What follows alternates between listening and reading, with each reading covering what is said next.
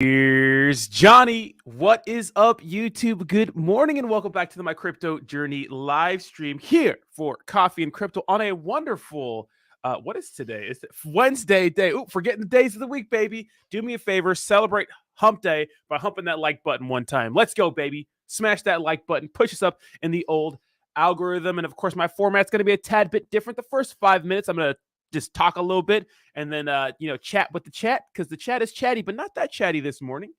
But do me a favor, smash the like button, subscribe to the channel if you like being here. And can we just take a moment to look at Crypto Bubbles and their new update?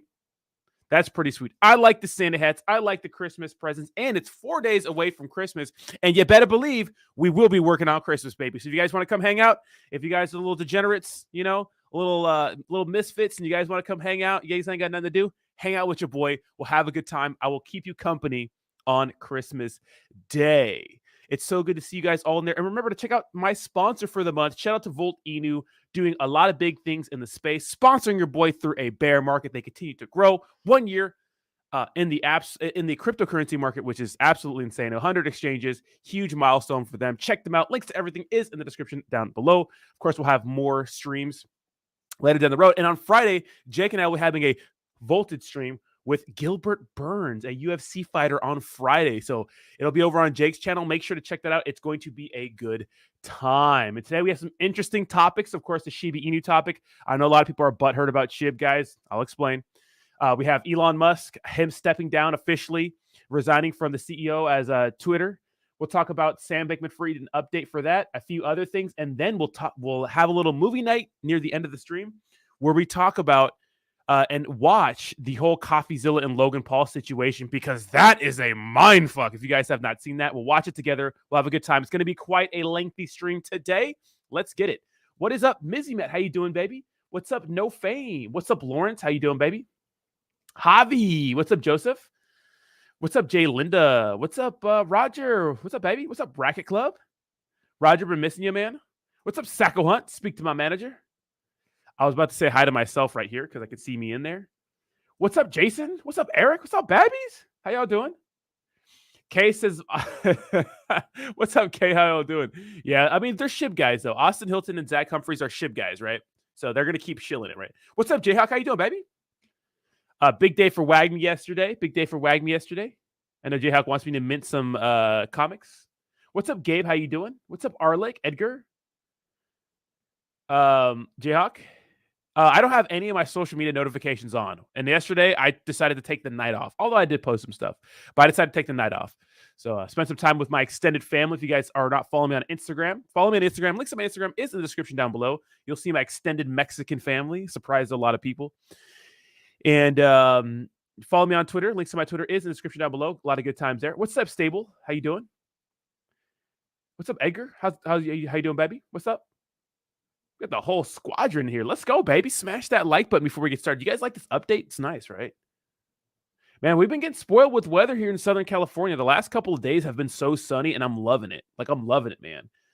I feel bad for people like who don't get any sun during the wintertime, because it is something to behold, right?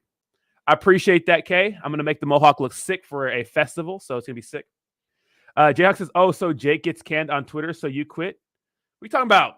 What's up, that guy? Miss you, baby. What's up, Tito Gaines? Yes, let's get it, baby. Let's go. We're going to get it in like another minute or so.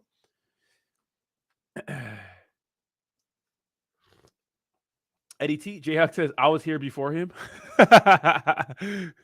It's time to panic buy, baby. Time to panic buy Shiba Inu.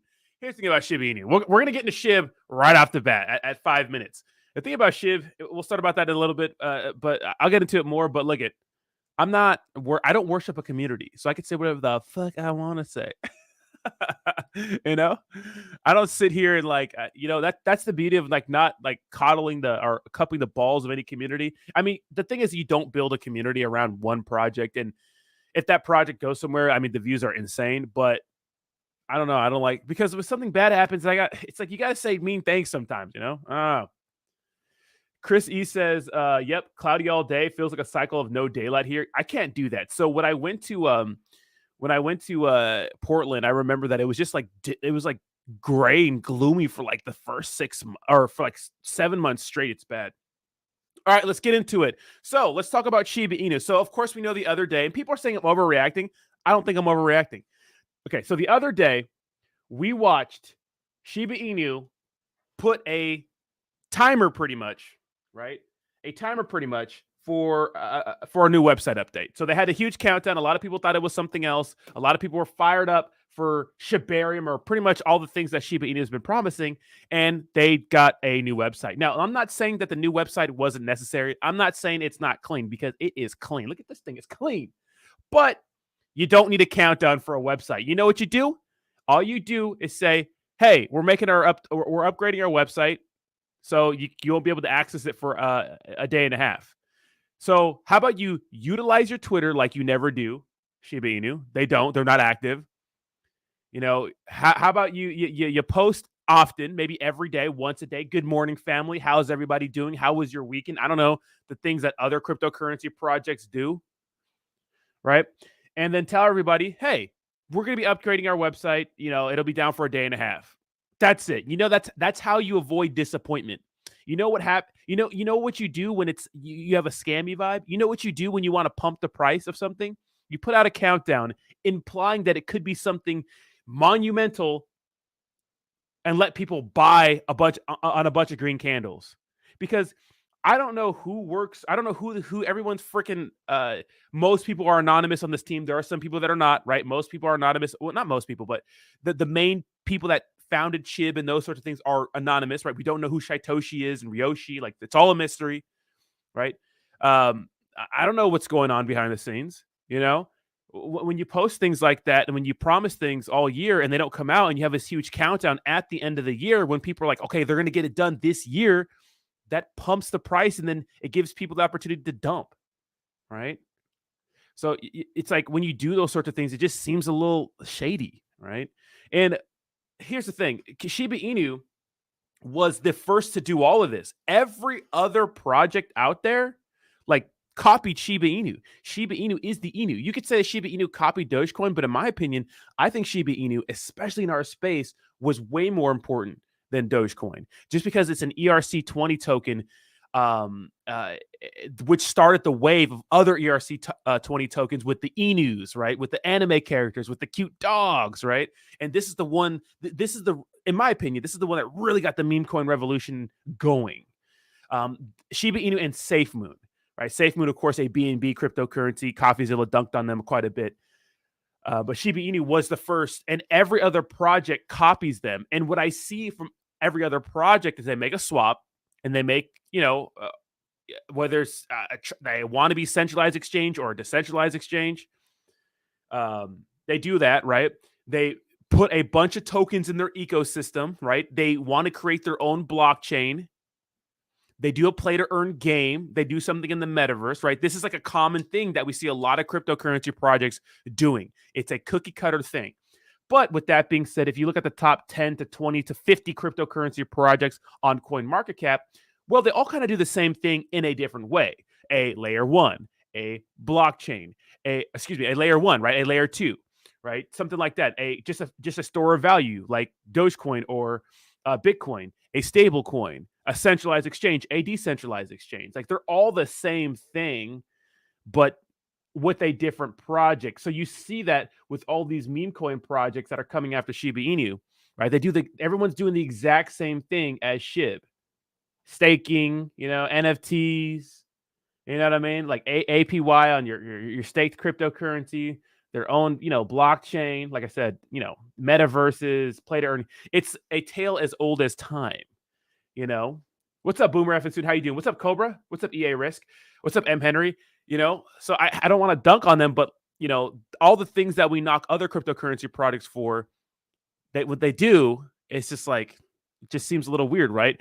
And because Shiba Inu was the first ones to do those sort of things, and they have a restaurant and those sort of things, which I think is irrelevant. But I think it's just very interesting that they would do something like that. And people say it's not a big deal, but a lot of money was made. I'm sure a lot of wallets sold, off of this pump, and a lot of people bought into the hype when the hype was just a new website. Now, if they come out with something pretty big before the end of the year, I'll give them some kudos. Like maybe even the other token. I'm not a fan of this treat token. I don't think you need so many tokens. It just seems like a money grab. That's what I'm not saying it is, but that's what it seems like, right? I know they incentivize people to use their swap, so you can get these, fine, but it's like we have all these different tokens. It's like we don't need so many tokens. You don't need a lot. What you notice about a lot of cryptocurrency projects, some of the more serious ones, you could say, even though Shiba Inu is serious because its market cap is insane, right? They don't put out a bunch of tokens. What's up, Awesome Austin? Awesome Austin. Fun. What's up, baby? Awesome been fun in my bag this whole week. So it just, it's a little off, And then Shaitoshi said something very interesting. He says, please note that I'm not responsible for every detail of SHIB, i.e. website, so I applaud Trophios and his team for the new design and totally understand how the countdown could have been misleading. Hey, you don't fucking say, right? Although not in control of that, I apologize for any confusion. Stay tuned. So he said, hey, it's not my fault, but I understand how that could have been misleading. Oh, really? You don't say. So all the people that are like, oh, you're dumb, Fudney. You took what they were saying too literally, or you got fooled. It was just a countdown for a website. I'm like, well, this guy got fooled too. He said it was he knows how it could be misleading. Doobie says, man, fuck all them Toshis. Satoshi, high Toshi, low Toshi, mid Toshi. Don't matter to me, Toshi. And when it comes to SHIB's market cap, I mean, it's not really that appealing. Shiba Inu has a $4 billion market cap now. It does have an all-time high of what, 40 billion or something like that. So a nice little X right there, nice X. It's not bad. 50 billion, something like that. It's close. So like the days of this creating insane money are kind of over, unless you think a 10x or maybe even if like a 20x or something like that, it could happen during the next bull run, right? But that kind of that kind of like 1000x or 10,000x is out of the question unless the entire cryptocurrency market grows like at an extreme pace, and Shiba Inu is still one of the same cryptocurrencies to lead that charge. Because no matter what you say about SHIB, it's always bebopping around here in top 20. Always. It's strong, just like Dogecoin. Dogecoin's strong. Now, Dogecoin did take a pretty big hit this week. Cardano, too. There's a lot of Coinbase FUD with Cardano, which is interesting. I saw a Cryptos RS story this morning. But Dogecoin taking a huge hit, too. And I do believe that a lot of Dogecoin dumping is because of Elon Musk. And that'll be our next story. We'll segue into that real quick. But Shiba Inu, Dogecoin, looking like the misfits on there in the top 20, but still leading the charge, right? Still very, very important cryptocurrencies. Rorschach says, yeah, Fudney, you're dumb. You use facts and common sense. Who does that shit? God, right? Relax, Fudney. Sacco Hunt's going to kick my ass for this. I always feel bad saying anything critical of SHIB because of Awesome and Sacco. I know that you guys love SHIB. But I got to be honest here. That was a hiccup. You can't do those things, right? You can do those things, whatever. It's cryptocurrency, but it just seems a little shady, right? It seems shady, And I'm looking at some of these guys in their community, like some of these. What's this Trophius guy's name? They're like furries. I'm not saying there's anything wrong with furries, but what I mean. What is it? Is it? Was it Trophius? Trophy? Yes. Was it? Yeah, this guy. Bro, this is this is a furry. Okay, some furry stuff here. I'm not sure if this is a community member, but I don't know. Like I was talking to, we were talking to Jake yesterday, and I was talking about like, coming from like the professional world. Although I know crypto's a little wonky, and that kind of weird, leadership is like we like the troll leadership, like Elon Musk, right? He's a troll. That kind of leadership. But when it comes to like professional presentations and stuff like that, it's like when I saw I had the SHIB AMA recorded. We watched it all together. David Goxting hosted it. And I was listening to this. I'm like, dude, does everybody in fucking cryptocurrency sound like ghetto as hell? Are all of these teams just like not professional? That's what I thought. My honest opinion,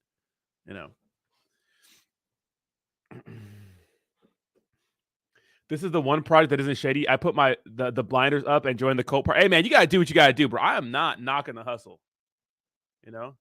I'm not hating the hustle, Austin. I say, hey, man, you do. You know what I mean? Hey, we all got to do what we got to do. God.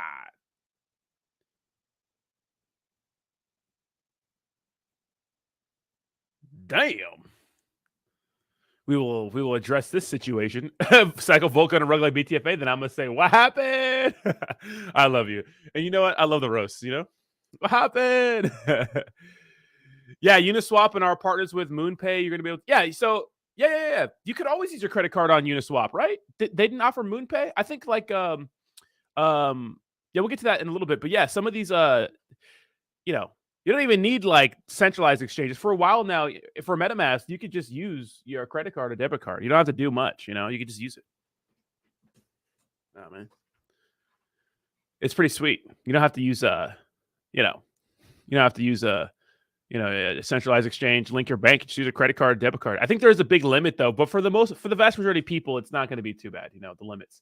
But yeah, I mean the SHIB stuff, I wanted to make money and stuff, but they got to deliver on what they're promising. Like I said last year, I remember the whole Shibarium situation was a huge a focus for the community last year because of how ridiculous it was to mint these NFTs that are like not really worth shit anymore. Which fine, that's every NFT. Shout out to BTFA and other ones. But it's just, man, I just have this I have a video. It has like 500 views. It stung my soul. Right, I was so pissed. I was like, these motherfuckers, I got wrecked for like thousands of dollars. Just I couldn't mint one of these assholes. I wanted one. People reselling them for like 60 ETH or some shit. Like it was crazy. Or 60K, something like that. Awesome says, furries are a bit too much. Kid me out at me. Kid me out at me. Where were you at? I'm still convinced that Austin wears ears and a tail and prances around his house and barks at his wife. He's hungry. Yes, get them likes up, baby. Yes, share the stream, like the stream, all that good stuff. You know what to do. It's hump day. Hump that like button, baby. Give it a nice thrust. Reload on Boner Strong. Right. Dude, Bone was pumping like 40%. Like if you bought that dip, man, congratulations. I know Austin's been pretty spot on with buying Bone and buying the dip of that. So shout out to you guys over there. What's up, Professor to Crypto? Says, good morning, like the stream, you racist. Yes, if you don't like the stream, it is racist. I read it in a book somewhere. But that's the Shiba Inu story we could say. I mean, look, I know it's a edgy title. Obviously, I don't think they're scams like the other cryptocurrency project. I think they actually care a lot more. I think they care a lot more than most projects, obviously. I just think they should be a little more active, right? And, stick to their promises. Stick to their promises and stick to their word when it comes to delivering a project or product on time, because the community gets disappointed. It's like what we've learned in this space. It's like, hey, if you don't have anything, don't say anything. Don't overpromise and underdeliver, and don't do hype things like that because we know what it is. Like we're not stupid. We know what it is. It's to make some money. It's to pump something. You don't put a timer for a website because you think, oh, I thought that was okay. It's like, no, somebody wanted to pump something for a reason. We're not stupid here. Someone made some money, and that's it. We don't put a timer for a website, right? Who does that ever? Right? Who does that and was like, you know what? This is fine. I don't know what happened to Ryoshi's visions. Is it done? No, it's not done. SHIB is not done. It's an edgy title, right? I got to do clickbait, guys. It helps with the views, helps with the stuff sometimes. It's YouTube. I don't make it this way, but yeah.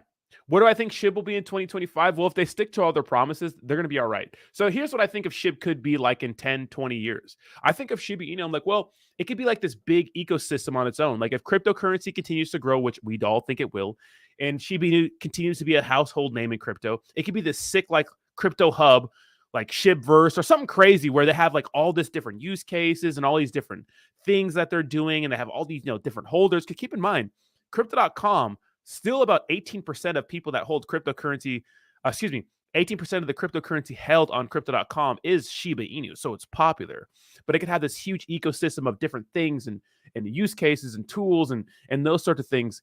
And it could be a big crypto like brand down the road, like SHIB. Like everyone remembers SHIB. It's just SHIB with the dog. It's like a serious, real brand. It's not some cute meme thing. I like it. Eric, I'm about to tell you something in 10, 9, 8. I'm going to do a countdown every day. Just say good morning.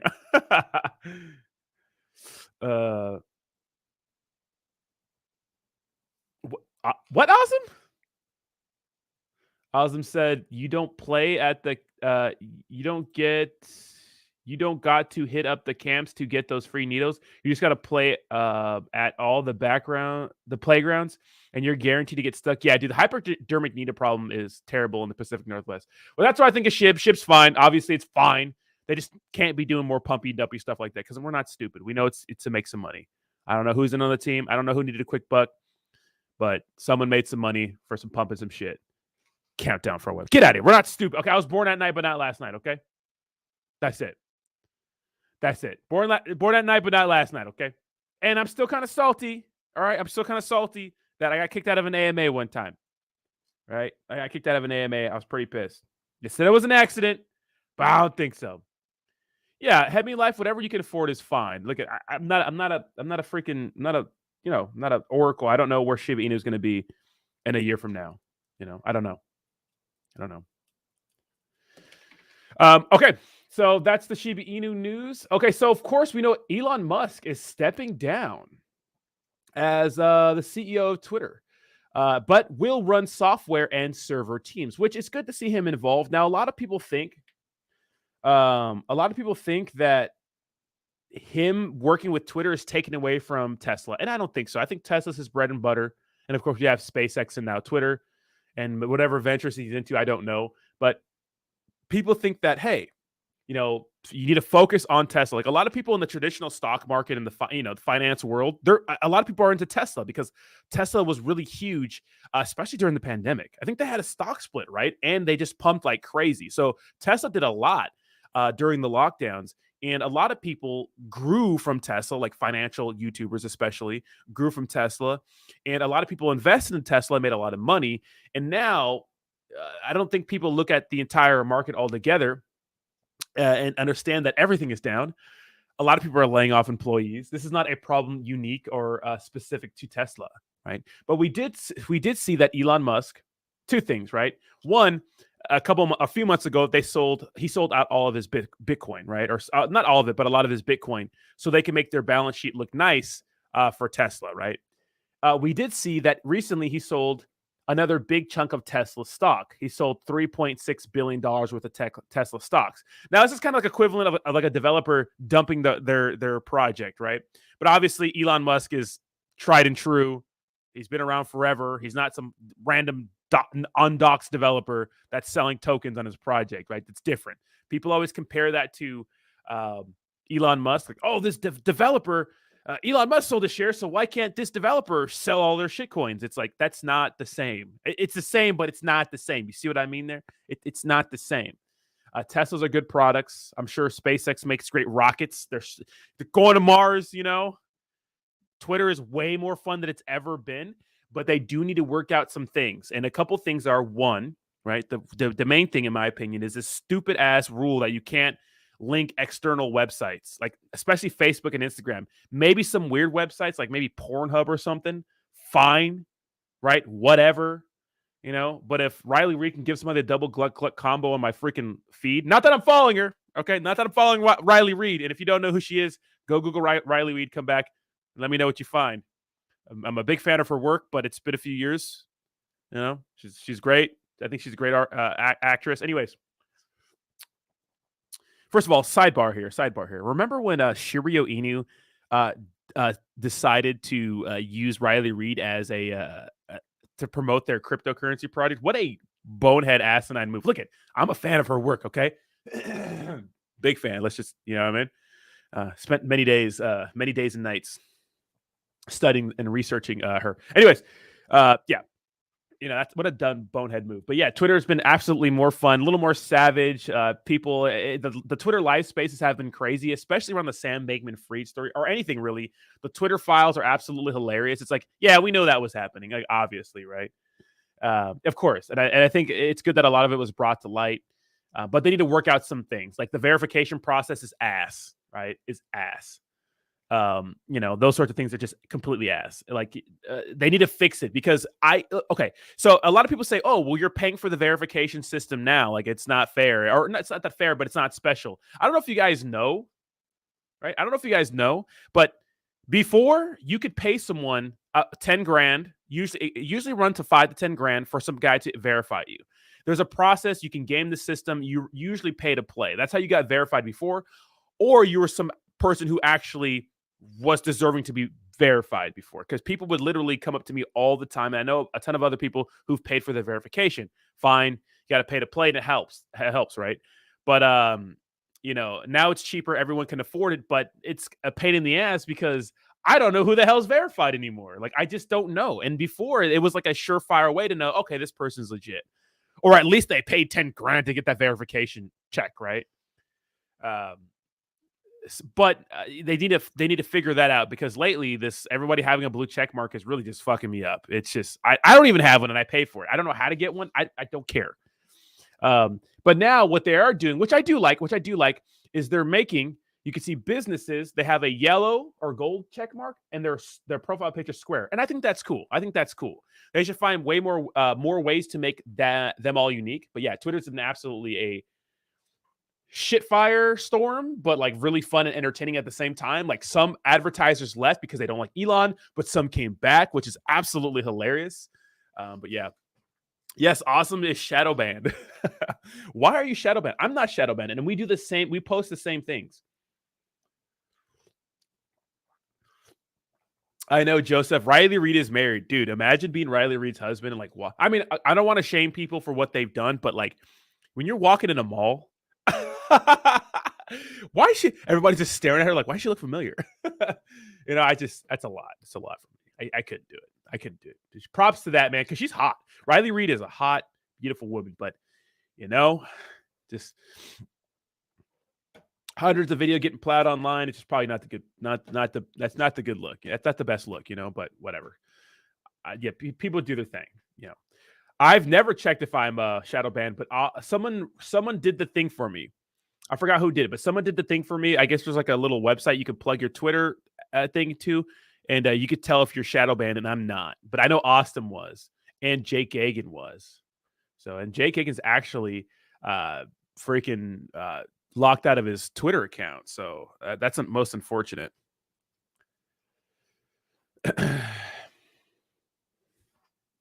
The Great says the United States government is in a way worse condition than Twitter at the moment.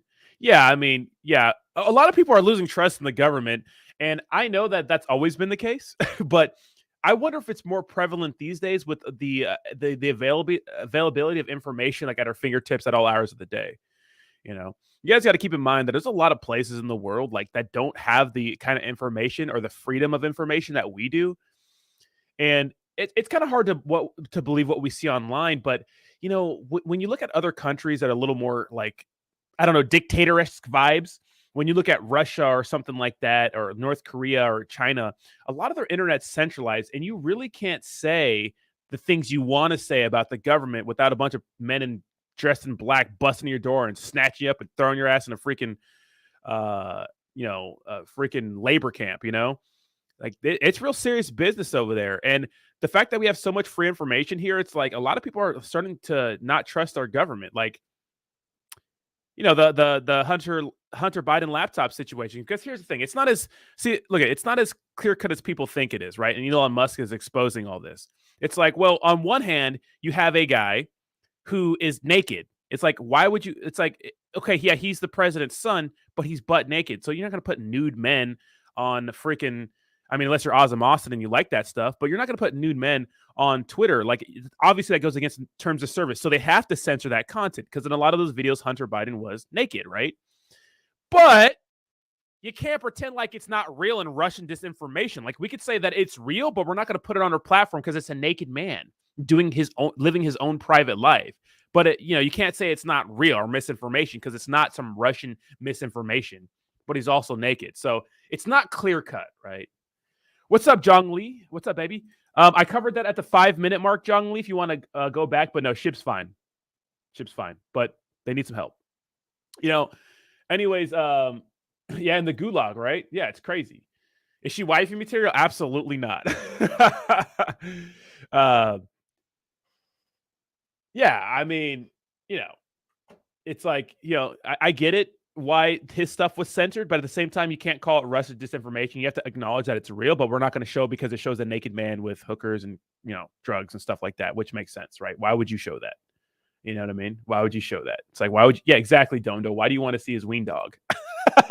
Well, we have to recognize that it's real. And if it was recognized as real, it probably would have hurt Joe Biden in the last election. What he would have lost? I mean, no one knows. Maybe, maybe not.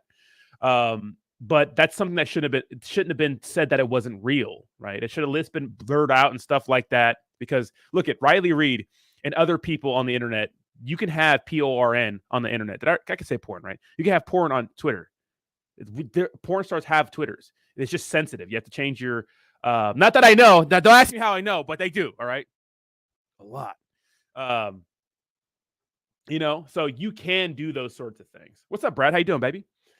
You can do those sorts of things, but it's under like sensitive content. But you know, yeah, it was crazy. It was crazy.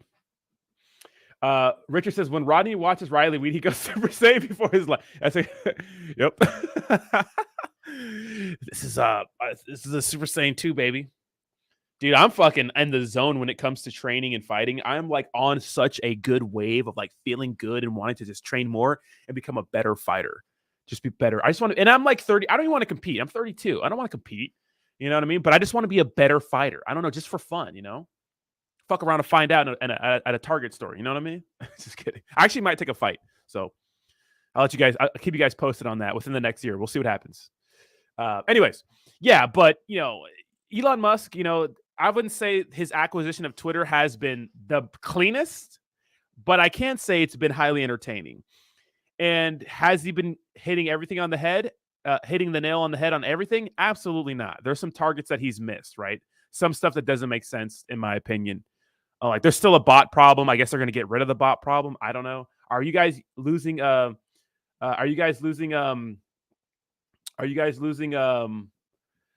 Like followers and stuff like that? I'm losing some followers. I've lost like 600 followers in the last couple of days. I don't know if that's because of, I don't know if that's because of the bots or just people unsubscribing or unfollowing me. I don't know, but I lost a bunch of followers.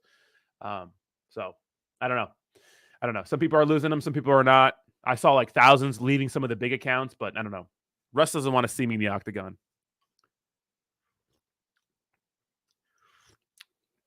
You're calling me skinny? Roddy's the first game. No, there's actually other gay MMA fighters, but I'm not gay. 2. How you gonna call me skinny? I'm literally 224. 1, 2, 3, 2. Good. Again. I'm 224. 1. You know. 2, 3. How's my is my sound okay for you guys? How's my sound? Is my sound okay? Yes. Again. I just noticed that I didn't put my sound on right now. Hold on, give me a second. I'll be right back. Hold on. Did I put my sound on? My sound's not even on, but you guys can hear me? Shut your ass. None of y'all want to see me in there. Hold on. Be right back. I'll be right back.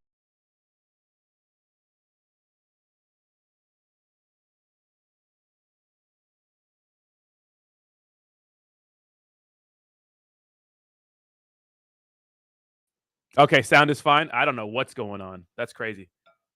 Shut up. Awesome. All right. Can you guys still hear me now? Let's do another sound check. Let me know. I know, Cobra. I love y'all. What's up, dude? What's up, Sylphwave? How you doing, bro? Dude, if you guys don't follow Sylphwave, oh, much better. Okay. I don't know what was up with my sound. My bad. I forgot to turn on my actual mic. I just noticed right now. I just noticed. Damn, that sucks. Shut up, Chris. You're fucking roasting me. Ronnie don't need cauliflower ear. They big enough. I mean, a lot of wrestlers have grapplers have cauliflower ear. I don't really grapple that much, to be honest. I need to though. All right. So Elon Musk, probably going to resign, but still be involved. Focus on Tesla. A lot of people want him to do that. Hopefully that works out for him. I'm hoping it does. Okay. Let's talk about the Sam Bankman-Fried situation update. Let's watch this little news story right here and give our thoughts on what's going on. NBC News, Sam Bankman-Fried already filed his extradition paperwork on Tuesday. That document is apparently with the courts right now. The acting commissioner of corrections also confirmed that Bankman-Fried would be flying back to the U.S. today after the third hearing of the week wraps up. It is set to start at 11 a.m. Eastern, though it wouldn't surprise me if they push back that timing, given how the last few days have gone. Now, a source familiar with the matter told me that Bankman-Fried's team is not anticipating further issues with the process. So if everything goes according to plan, which has fast become the new catchphrase of the week, Bankman-Fried will soon be on a Manhattan-bound federal aircraft. The U.S. Marshal Service is responsible for carrying out extraditions to the U.S. from foreign countries. So if you guys didn't notice that, or know it, excuse me, not notice, but know it, is that they could have, him and his parents could have fought the extradition process to be brought back to the United States. Now, there's a few reasons why maybe he'd want to do that. Was maybe just because he wanted to just stay out of like the news media, maybe let this stuff blow over for a little bit. I don't know. But now he wants to get out of, the Bahamas, and probably because he's not getting maybe preferential treatment. Maybe they're not respecting his vegan diet. Maybe he just wants to come home. I don't know, but he wants to come back to the United States.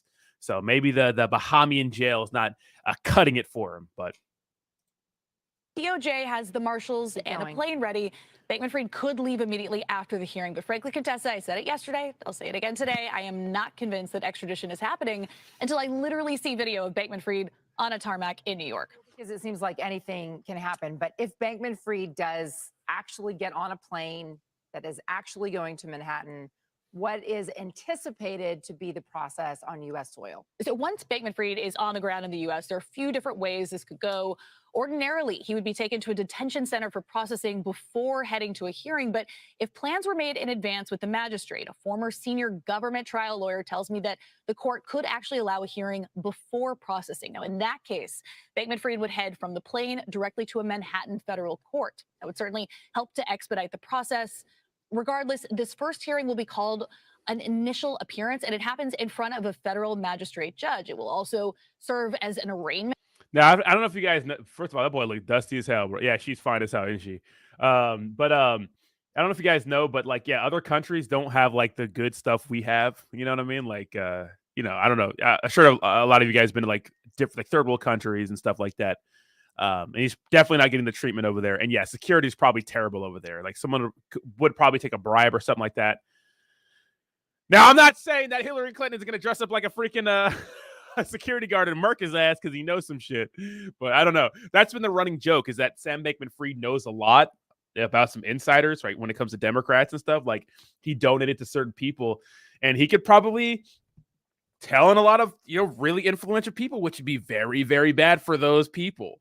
I mean, and we'll talk about the them getting money back, but this whole situation's interesting, right? Because he has a lot of ties. Let's continue.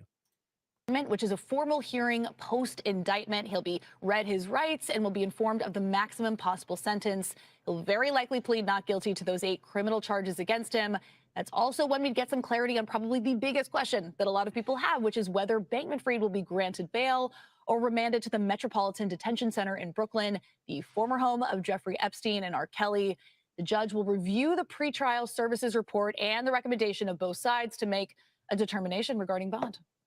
All right, Mackenzie Sigalos, Sam Bankman-Fried, I understand, is in this cell at Fox Hill Prison in Nassau, and we were talking about this yesterday. I wanted so many more details about what the living conditions are like. Metropolitan Detention Center has its own laundry list of issues, but clearly it would be a step up, right? Yeah, I mean, as you said, Contessa, Fox Hill Prison is notorious for its harsh conditions. The State Department in a 2021 report flagged issues like overcrowding, poor nutrition, both inadequate sanitation and medical care at the Bahamas prison where Bankman... Look at that shit. It's so bad at that, Joe. It's bad, right? It's funny because we just had the Brittany Griner situation, right? Which is like probably the only trade that the only trade that anyone ever paid attention to when it comes to WNBA. I saw a funny stand-up the other day where he talked about this situation, right? This guy was like, this whole Brittany Griner situation, and we're trading him from like the Merchant of Death. And then people were like, oh, he's like, okay. He's like, if you're going to get mad at me, what team does she play on then? And nobody knew. It's like, yeah, okay. What about you? But like, yeah, other places, other countries, they don't fuck around. They're not the United States. People always think the United States is this terrible place, but like you go to another country, they lock your ass up for 10 years for having living a bit of hashish, right? A little bit of hash. You know what I mean? SBF is in a rat-infested prison. some shady ass guards looking like they're about to get a fucking $1,000 bribe to murk them. Yeah, I'd want to get out of there too. You know what I mean? Yeah, and this is funny. Do you have your passports? Did you get your shots? R. Kelly. Sylfwave says, I hate SBF for being vegan more than the financial shenanigans. That's hilarious.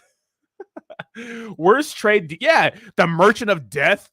For like, you know what's funny about all that? You guys know what's funny about all that? Check this out. I was watching a Joe Rogan show podcast, and they showed a clip of the Russian media. And keep in mind, the difference between other medias, like in our media, is that ours is kind of controlled. That there is a narrative, but there isn't one side. Like, remember CNN and CNBC were like talking shit about Donald Trump every other week when he was president. Yeah, try that. Try that in another country. Yeah, try that. Yeah, see if a bunch of soldiers don't bust in your house and snatch you up, throw your ass in a prison. You know what I mean? You can't do that. But I was watching this clip on Joe Rogan, and apparently the way they're spinning it, because it could all just be to piss off the American people.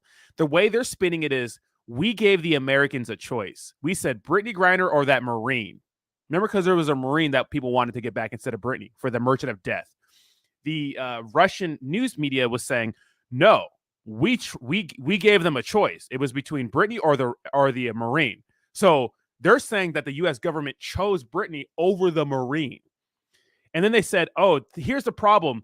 If, in the United States, if you're a white male, right? If you're a white male, if you're, a soldier and you're heterosexual, they're not going to prioritize you over someone who isn't those things, because that's the narrative in the United States. And that really hit me, because I was like, damn, because it is kind of like a lot of reverse racism these days, right? It's kind of weird. It's like, I thought we were here to be equal, not to shame the other race. Like just even having a show called like Dear White People, like that's so out of touch. Like what if we had a show called Dear Black People or Dear Asian People? There would be like there'd be an uproar. Like, I just think it's like out of touch. We shouldn't have those sorts of things. But that's an interesting narrative, and it's propaganda, and it probably would piss a lot of Americans off, because like people are already mad about that. Now, do I really care? No, not really. I don't, I really don't, because the reason why that Marine was there, I mean, I care about that Marine. I'd rather have him, but all in all, I can't really care too much about it. But it's just an interesting situation, right? It's an interesting situation. Let's continue. Yeah, third world countries are different, right? Let's continue. Freed has been living this past week. That being said, the Metropolitan Detention Center also has a problematic track record. We're talking everything from reports of unsanitary conditions, including rodent and roach infestations, to former guards being convicted of raping an inmate. This is also the same facility where Jeffrey Epstein allegedly committed suicide. So I guess it's unclear whether or not this is a huge step up from where he is right now. That's interesting to see CNBC say something like that, right? So I guess the prison he's going to is a lot of different things going on, right? When you have a former guard convicted for doing that to a inmate, oh yeah, that's crazy. That's crazy. Okay, so now with that being said, so that's the situation with SBF coming home, and of course we know he's going to get wrecked by everybody. But what I did like to see is that the FTX new management says the company has located over $1 billion in assets, including $720 million in cash, which is absolutely fantastic. Why? Because we still have a lot of customers that need to be made whole in this situation. Because if anyone is suffering for this situation, and if I feel bad for anyone in this whole thing going on, it's the people who trusted Sam Bankman-Fried. It's the people who trusted the big time influencers, which I don't blame, because I think the influencers are not at fault for this one. Right? FTX seemed like a layup, unless you're Coffeezilla and you don't need to take promotions, because Coffeezilla's the GOAT. And a lot of YouTubers out there say, I don't need to take these promotions, but they got to a place first where they don't need to take the money, right? It's like, good for you. You don't need to take the money, but a lot of other people do, right? The people that got affected most are the people who just kept their money in these exchanges and can't get them out. Like, there's hope now. This and Genesis, right? We'll talk about Genesis in a second here. But this is good because we want people to get their money back. So hopefully people actually get their money returned to them, or can withdraw it off the exchange, or at least can get most of it back so they can get back to their normal lives. And, I just feel bad. I feel bad. Like, these people with all their money locked up is crazy to me. It's crazy. It's crazy. Timmy says, that just sounds like he's locked up. All prisons are horrible. We had a pet rat. Damn. Samuel says, FBS was taken to the hospital yesterday. Someone gave him wrong vegan sausage. Yeah, boy. F. Joe Crypto says, SBF to R. Kelly. Would it be out of place to request a song? I want to piss on you. What's up, Steve? How you doing, baby? What's up, Esteban? Esteban the Canadian. Downtown says, honestly, we are lucky as fuck to be in the greatest country on the planet. We hit the lotto being born here. I'm telling you guys, here's a few things about that. Because one, I don't think we're perfect. But if you look at civilization in any time period in the history of like mankind or womankind for you little SJWs out there. Shout out to Justin Trudeau. Womankind. You little soy boy. Anyways, this civilization's the best, People are not getting murked from the cold. Imagine like stubbing your toe and getting a cut on your toe and like dying, like in like 1800s. Like now we got Neosporin for that shit, Imagine getting the common cold and just dying. Imagine stubbing your toe, bleeding, and your toe getting infected and having to amputate like half your body. Like, yeah, we're beyond that. We've ascended, right? We've ascended. Yeah, I think, and there's places in the world where like we don't have the technology we do. But with that being said, I don't think there's any evidence to show, as long as you have your basic needs met, like food, shelter, clothing, there's no evidence to show that we're happier here than other countries that are maybe less advanced. We just have more stuff, more pleasures, right? So there's no evidence for happiness, obviously. But yeah, we have it pretty good, right? We have it pretty good. Right? People talk about being oppressed. Like everyone was literally oppressed hundreds of years ago. Most people were slaves, right? It's either you like had a lot of stuff or you didn't have anything. Right? It's crazy. Nuts. The history of like the world is insane, right? It's nutty. But yeah, I mean, we did hit the lottery being here, land of opportunity. Although, not everyone's dealt the same hands. Life isn't fair. We all know that. It's just not fair, right? Life is not fair to anybody, But yeah, you go to other countries and it's perspective, right? It's perspective, right? You can smoke a little bit of weed in our country. You can have a weed pen on you when you're boarding a plane in our country. Not in Russia, baby. Not in Russia, right? Can't do that shit. Lock your ass up for 10 years. That's the fuck around and find out. Steve. Rodney Inu? There's no Rodney. Please, God, there's no Rodney Inu.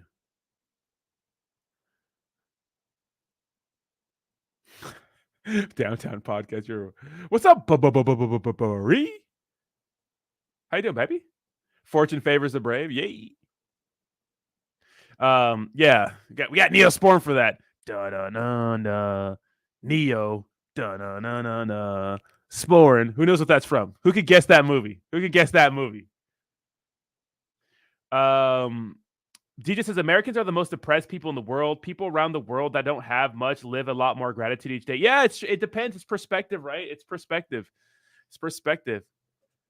Neosporin. You know that's from? Da-da-da. What's that from? Who knows what that's from? Yeah, I mean hey, Paul got it, Kung Pao. Let's go, Paul. I've never seen Paul in the chat before in his life. He had to come talk about that. No, it's not Pulp Fiction. It's first of all, shout out to Pulp Fiction. Good movie, great movie. Bree's late for class. Oh no, Bree. Yeah, but yeah, it's a rat race here. Here's the thing about America, right? It's a big dick contest. If you're a man, it's a big dick contest. It is, It is. It's just it's a rat race, right? It's for women too now. Women got roped into this too,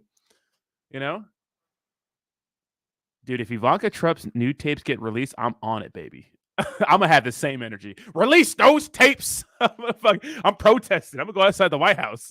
Release Ivanka Trump's tapes. I'm fucking. I love that song from Drake. He has a bar in one of them. He said, "I never voted for no president once. If I did, it would be Tiana Trump." I was like, "Ooh, dude, the Trumps are bad, bro. Oh, the chicks are bad, bro." Anyways, yeah, it's a rat race here in the United States. It is. It's like debt, credit, nice cars, impressing people you don't know. Acquiring things like It's a big dick measuring contest here in the United States. That's just the way it is. You know, that's just the way it is.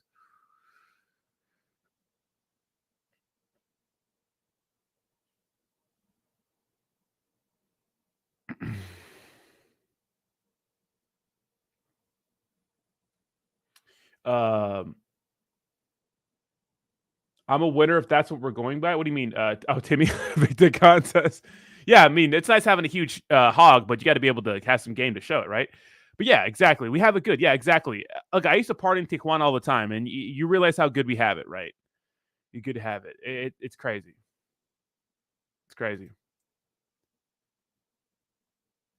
Roddy, I think you should sign up for a Barstool Rough and Rowdy fight. I will KO any of those men in there. I'm a beast, bro. I'm getting better too. I'm a beast. I'm getting better. I'm getting better. Which other YouTube influencer or crypto influencer wants some? Who wants to smoke? Let's go. Put me in the ring with them. Who you guys want? Except for Ian Heinisch. He cannot.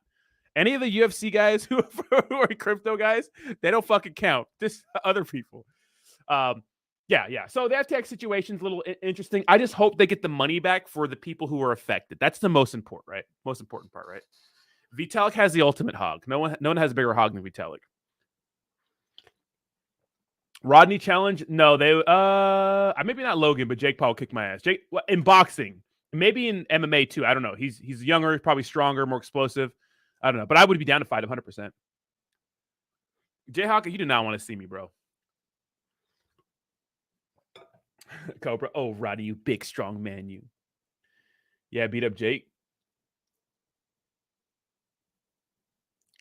Sandstorm don't want to. I'm not gonna fight Sandstorm. That motherfucker would like cough from smoking too much on his walk to the ring. All right. Yeah, the Voyager situation is turning interesting too. If you guys didn't know, Binance US acquired. So what we're seeing too, and I think I saw this. Let me see. Let me go crypto news. Crypto news this morning. I believe one of the big things was. Let me see. Genesis.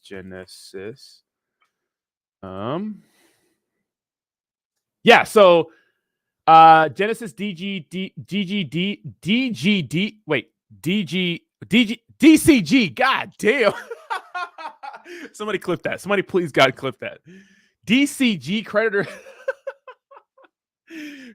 proposed plan to resolve liquidity issues, Gemini says. Now, of course, this whole situation, right? The whole FTX situation affected other people too. And one of those people was Genesis, right?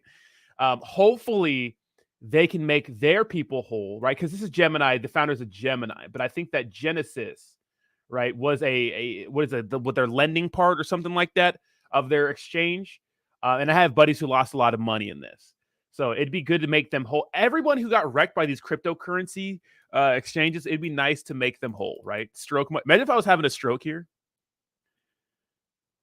Buddy, that's all, folks. You having a stroke, bro? What if I just had a stroke live on air? You know what's so awkward? Watching YouTube videos of people having strokes on air. That is embarrassing. Hey, Roger, remember when I saved Ed's life? Did I tell you guys that story where I gave my friend the Heimlich at breakfast one time? Roger, you remember that when Ed was dying at I forgot that place? I gave him the Heimlich. I saved a man. Do you smell burnt toast? That's a sign of a stroke. No, it better be sourdough toast. If you guys didn't know, sidebar, I think it was last summer, right? One of my friends came down and he was having steak and eggs for dinner, and for breakfast. There was like 6 of us at a table, and I'm sitting across from him. I look at him, he's choking. I'm like, dude, are you choking? He's like, yeah. I'm like, you need the Heimlich? And so I just literally saved his life. That was crazy. We talk about stroking out at work almost every day. Embarrassing, right? Oh, that was over your phone? Oh my God. Sebastian, I would say there's just stick a fork in that shit. To be honest, I would say stick a fork in that shit. But hopefully these guys people get made whole, right? All right. Now we're here for a little bit of movie time. We are going to watch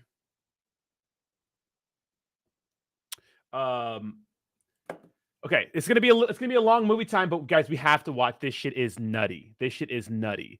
So if you guys didn't know, Coffeezilla just put out a video, a 2-part video, and the third part's coming out very, very soon, and I cannot wait. Like my literally, this is crazy. This is about Logan Paul and a cryptocurrency project that he launched last year. Let's get it, guys. Buckle in. Let's have it. I'll do a little bit of reacting, but I want you guys to listen to it a little bit. It's so good. Let's watch it. CryptoZoo.co.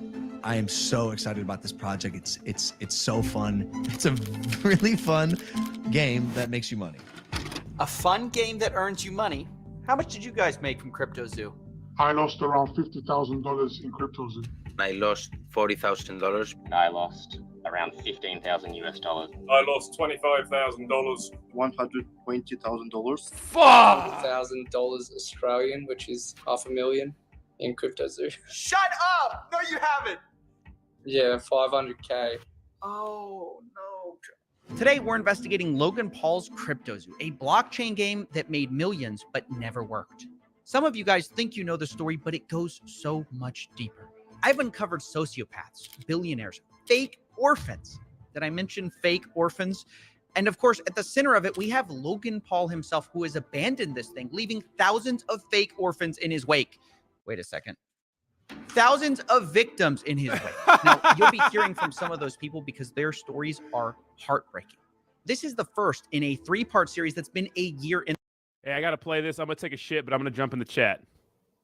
the making. And if you like high-effort investigations like this one, please consider supporting this channel on Patreon. I don't take sponsors. We are viewer-supported, so if you want to and are able to, thank you. Either way, enjoy the video. For the last 6 months, I've been working on my own NFT project. We have a massive team behind it and are probably out of pocket like $1 million just because we believe it's going to work. September 1st, CryptoZoo.co. We don't scam. I've never scammed anyone before. Logan cares extremely deeply about his audience, loves his brand, doesn't have to scam to make money.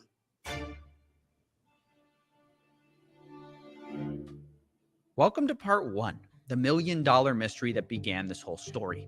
Like many people, I first heard about CryptoZoo from a podcast Logan runs called Impulsive, which was the experience of a lot of people that I spoke to. So I first heard about it on the Logan Paul podcast. Impulsive, I think. It was off one of the Impulsive episodes. The thing that I'm most excited for, and this is the first time I've ever said anything about this. For the last 6 months, I've been working on my own NFT project. I think there needs to be a fresh take, and this project that I have is that fresh take. Now look, at first, I was just as surprised at this pitch as anyone else because I just got finished roasting Logan for a different coin called Dink Doink, which his fans lost money on. I'm a Dink Doink fan. It's the dumbest I've ever seen, and that's why I'm all in. It's comedic. It's fun. It's comedy. Now look, I know Logan and his friends tried to make it look like Dink Doink was all about the memes, but it turns out they secretly were tied to the project, and Logan created the Dink Doink character himself and subsequently abandoned that project. So if you invested in it, you got blasted, and Logan rightfully took a lot of heat for Dink Doink, which is why I was surprised when he seemingly immediately jumped into another crypto project. But Logan insisted CryptoZoo, it was different. It wasn't his friend's project this time, it was his, and it wasn't even a project at all. It was a game that could earn you money. I'm excited to launch my game. You keep using and you just did it again. You keep using a word there. Game. You're not using like a project. It's a game. It's a game. It's a really fun game that makes you money. Now you might be wondering, how is it possible to earn money from a game? Well, let me try to break it down for you. This is how it was supposed to work. You started by buying this crypto token called Zoo, which is their in-game currency. And you use Zoo coins to then buy egg NFTs, which you can then hatch to become animals. You then can breed those two animals to become hybrid animals. For example, if you breed a gorilla and a kitten, you get a Gore Kitty. And the more rare the NFT, the higher the daily yield of Zoo tokens that animal earns you every day. Theoretically, it works like almost like passive income. You can then burn your animal NFTs to release the Zoo they earned back to you. And from there, you can invest it into eggs or just cash out. Now, some of you of the Egyptian persuasion might notice some triangular qualities to this game description. But let's not be too quick to judge, because remember, there are a lot of NFT games built on this model. It's called play to earn. Now, Logan admits that there are other games like his, but what's going to really make his stand out is that other games have randomly generated assets. His game has handmade art. It's quick to make a digital asset with, unique, randomly generated characteristics. We handmade art for the past 6 months, bro. Approval, very specific notes, 10 different artists making art for our project. Now, I'll admit, this all sounds very enticing. Handmade art, a fun game that can earn you money, and one of the biggest influencers in the world backing it. You might think, how can I lose? Which is why when people were told all you had to do to play was buy an egg, people spent millions. Just on the first launch between ETH and Zoo, people... You know what's crazy about all this? You know what's crazy? You know what's crazy about that? Use a match, Rodney? Absolutely not. What? Yes, do me a favor, smash that like button, babe. You know what's crazy about all this, though? My thing is like Logan Paul and these people making these cryptocurrency projects. Don't you got enough money? Don't you just got when is it too much? Like, why do you have to launch things like this, right? Or do things like this? Seems like low-hanging fruit, right? People bought $2.5 million worth of eggs in the first day. And did I mention the game hadn't even been launched yet? All people were buying was the marketing and the promises. And it wasn't just the NFTs they bought either. The Zoo token also skyrocketed in value, reaching a $2 billion market cap pre-game launch, right? The trading volume was in the tens of millions of dollars per day, which kind of is like Fortnite not coming out, but people trading tens of millions of dollars in V-Bucks every day. That's what this was like. Wow. And I know it sounds stupid to buy an influencer project, but you have to understand, people saw Logan as different. It was Logan Paul at the end of the day. Yeah. An internet personality that I actually trusted, that I actually kind of believed in. Obviously, when someone so influential releases something, everyone wants to be a part of it. I still believe in this false fallacy that everyone else started believing, that Logan Paul's a changed man. I thought it was a safe place having a guy like that identified, like Logan Paul being the head of the project. They had seen this story he had been telling everyone, that he was this reformed influencer, right? That he was no longer a reckless clout goblin just in it for the money. They thought this time it's different. Logan Paul couldn't possibly scam us, right? But as the game got closer to release, the CryptoZoo team started releasing the first ever photos of these animals. And come to find out, this handmade art story wasn't really true. It was actually Adobe stock photos mashed together. This was the sort of first... Uh-oh. What? It's not original art in the NFT. I'm surprised, right? You know what's crazy about this? Saitama had a $7 billion market cap. Saitama was a way bigger story than this. But this is Logan Paul, so it's funnier, right? God damn. First red flag of this project. And I made a video about it at the time, but it was kind of surface level, and something didn't add up beneath the surface. Something where I just couldn't shut this case down in my head. It was actually part of the announcement video that something they said. See if you can spot it. We have a massive team behind it and are probably out of pocket like $1 million just because we believe it's going to work. On development. Yeah. You know what's crazy? It's like, dude, it's like, this motherfucker, look at his face. Bold face ass lie. He's just lying. He's just lying. Damn. Right? That's the line that started this whole mystery. We spent $1 million on development. I couldn't get this out of my head. Is he lying? There's no way he expects people to believe he spent it on art. So wait, maybe he spent it on blockchain stuff, right? That's what I thought. But then I audited the smart contract, and it's not handmade at all. It's not even original. It's what's called a fork, a copy of, some other code that exists out there. One of them is called Floki SHIB X, which launched before it. So where'd this $1 million go? I didn't understand. And Logan just kept repeating this claim. Well, here's the thing about that real quick. A lot of contracts are like copy and pasted. They're modified a little bit, but they're similar in a lot of ways. So that's not a huge knock, but usually people do spend a pretty penny on a contract, right? But chances of it being completely unique are not 100%, right? Hundreds of thousands of dollars in it. Personally, the whole team, $1 million plus. Now, at the time I'm looking into this, there's a teaser going around for Hatch Day. which is the day you can hatch your egg NFTs. And it kind of symbolized the true launch of CryptoZoo. So I thought, maybe this is it. Maybe this is where they spent all the money on their game. Even their community manager, Ben Roth, promised people after Hatch Day, things will take a turn for the 180. So I put Ben Roth on the board too. I needed to know all the characters in CryptoZoo. And I waited. And finally, on November 3rd, 2021, Ben Roth turned out to be right. Things did take a turn on Hatch Day, only for the worse. Let's meet one of the victims, Helicopter Bob, to explain more. My name is Rob. Helicopter Bob.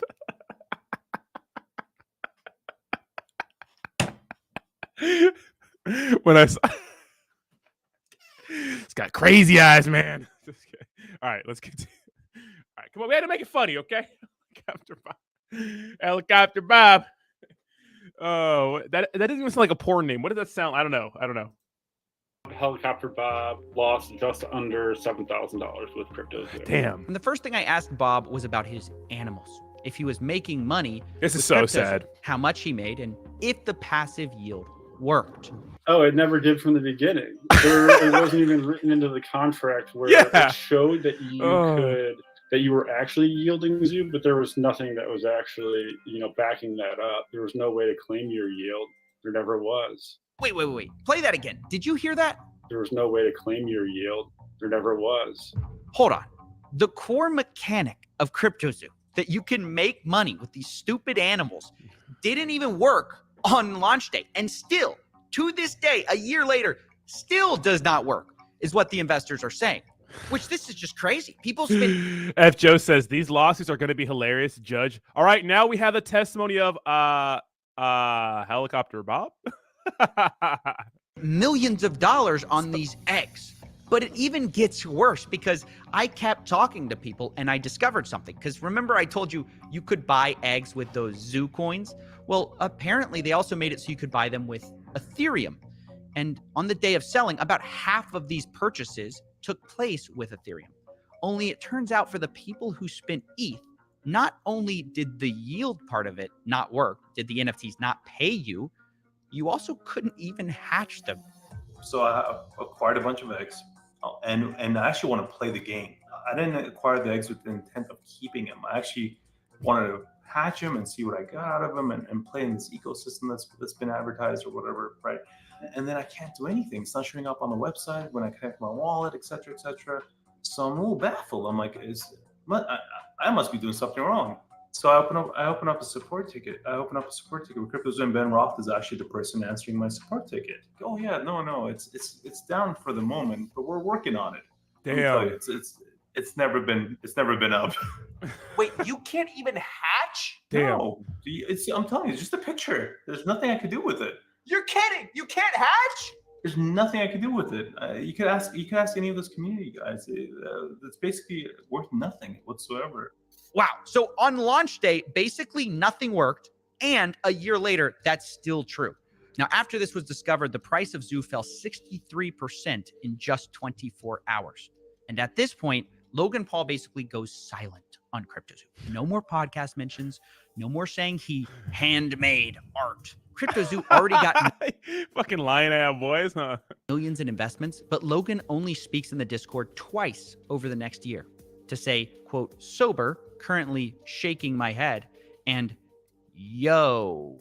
That was his contribution to this project. Yo. Meanwhile, his community manager, Ben Roth, was actively claiming that Logan was going to be marketing CryptoZoo any day now. He told people things like, Logan is an uncontrollable marketing guru. It's over when we launch. And when we have a product to market, it'll get marketed. And marketing will crush. I promise you. And this disconnect between Logan abandoning the project and his team on CryptoZoo saying that it was going to be any day now, left investors feeling like they were being led on. All you had to do was go on and tell us, look, there's something going on with this project. I'm abandoning it or whatever, before people got more and more trapped. And promising, yeah, this is going to be great.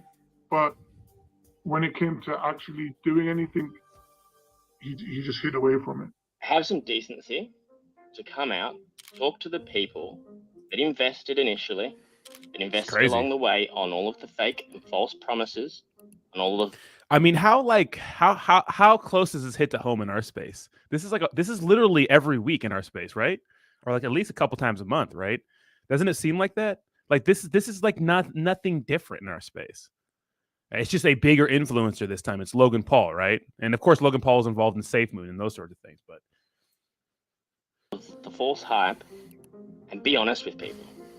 Because surely Logan Paul, who's got this $1 billion hydration company and a WWE star, is got enough money. He doesn't need to rug us lot.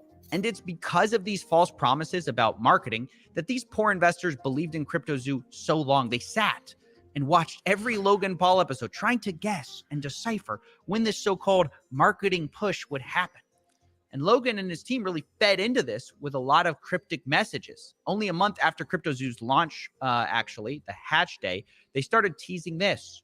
Not too much of this is out, but he's been working on a massive project. And one of them will be the biggest thing I ever do. It's like my life and soul is put into this project, which is where most of my time these days goes.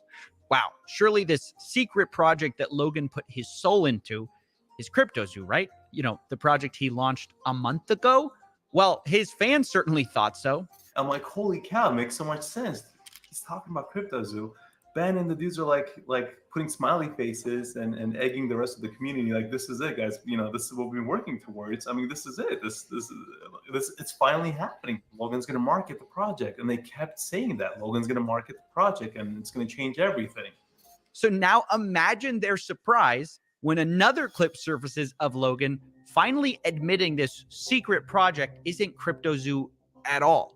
It's something else entirely. Oh, I'll tell you about this project when we get closer to launch. This project line is going to be. Is that the thing with the egg? The zoo? No. Okay, This one's This one's gonna be This will be crazy we've ever done. Oh man, can you imagine? damn, that's betrayal. You guys ever play Halo? Betrayal. That's what it feels like right now, right? That's crazy. No. This is gonna be bigger. This is gonna be way bigger. Shit. I mean, but you know, this is the tale as old as time in cryptocurrency, right? We know all this, right? Especially the marketing campaigns. Marketing campaigns are huge, especially for the initial investors, right? Because they want to pull profits and those sorts of things. And you can't have new money coming into the project unless you get some marketing campaigns going and a big marketing push, right? Yeah, Soap Guy, crazy, right? They kept buying it. But a lot of people do that. I'm telling you, people stay in these telegrams and discords. And that's why I always talk about, like, dude, you got to get out of those discords and those telegrams because you got a bunch of weirdos in there brainwashing motherfuckers, you know? Like, mods are not devs. Mods are not devs. They're hired by the devs to just keep things in order in these chat rooms. And, like, people think they have the answers and they don't, right? They're just there to keep you there. They're getting paid to keep your ass there. So let's continue. Imagine if you're one of these investors and Logan Paul's going pitching this new secret project and you're thinking it's CryptoZoo and someone's like, oh, is it that thing with the eggs? And he's like, no, definitely not. That was the last project. This is the real project that I'm working on. Thankfully, people didn't just let this slide because as he went around making the rounds on his new project called 99 Originals, people were like, hey, didn't you just abandon your last one? And unsurprisingly, it's not his fault. It's the bad actors who ruined the project. As I see people giving multiple explanations for why these haven't worked, and you know there's accusations out there. How does it make you feel when people are doing these takedown videos about your NFT projects previously? It's sad because of what I just said. There's so much going on behind the scenes. Like, Doug, I'm not the bad guy here. Yeah. There's some actual out there. Yeah. And it's not me. Like, I'm here to build. This is a space where a lot of people do see dollar signs. Like any burgeoning industry, if there's money to be made, there's going to be both good and bad people. There's a lot of shady characters in the crypto space. I'm learning all of it. We had an issue with CryptoZoo, where our lead developer took the code that he made, fled to Switzerland, and like held it hostage for $1 million.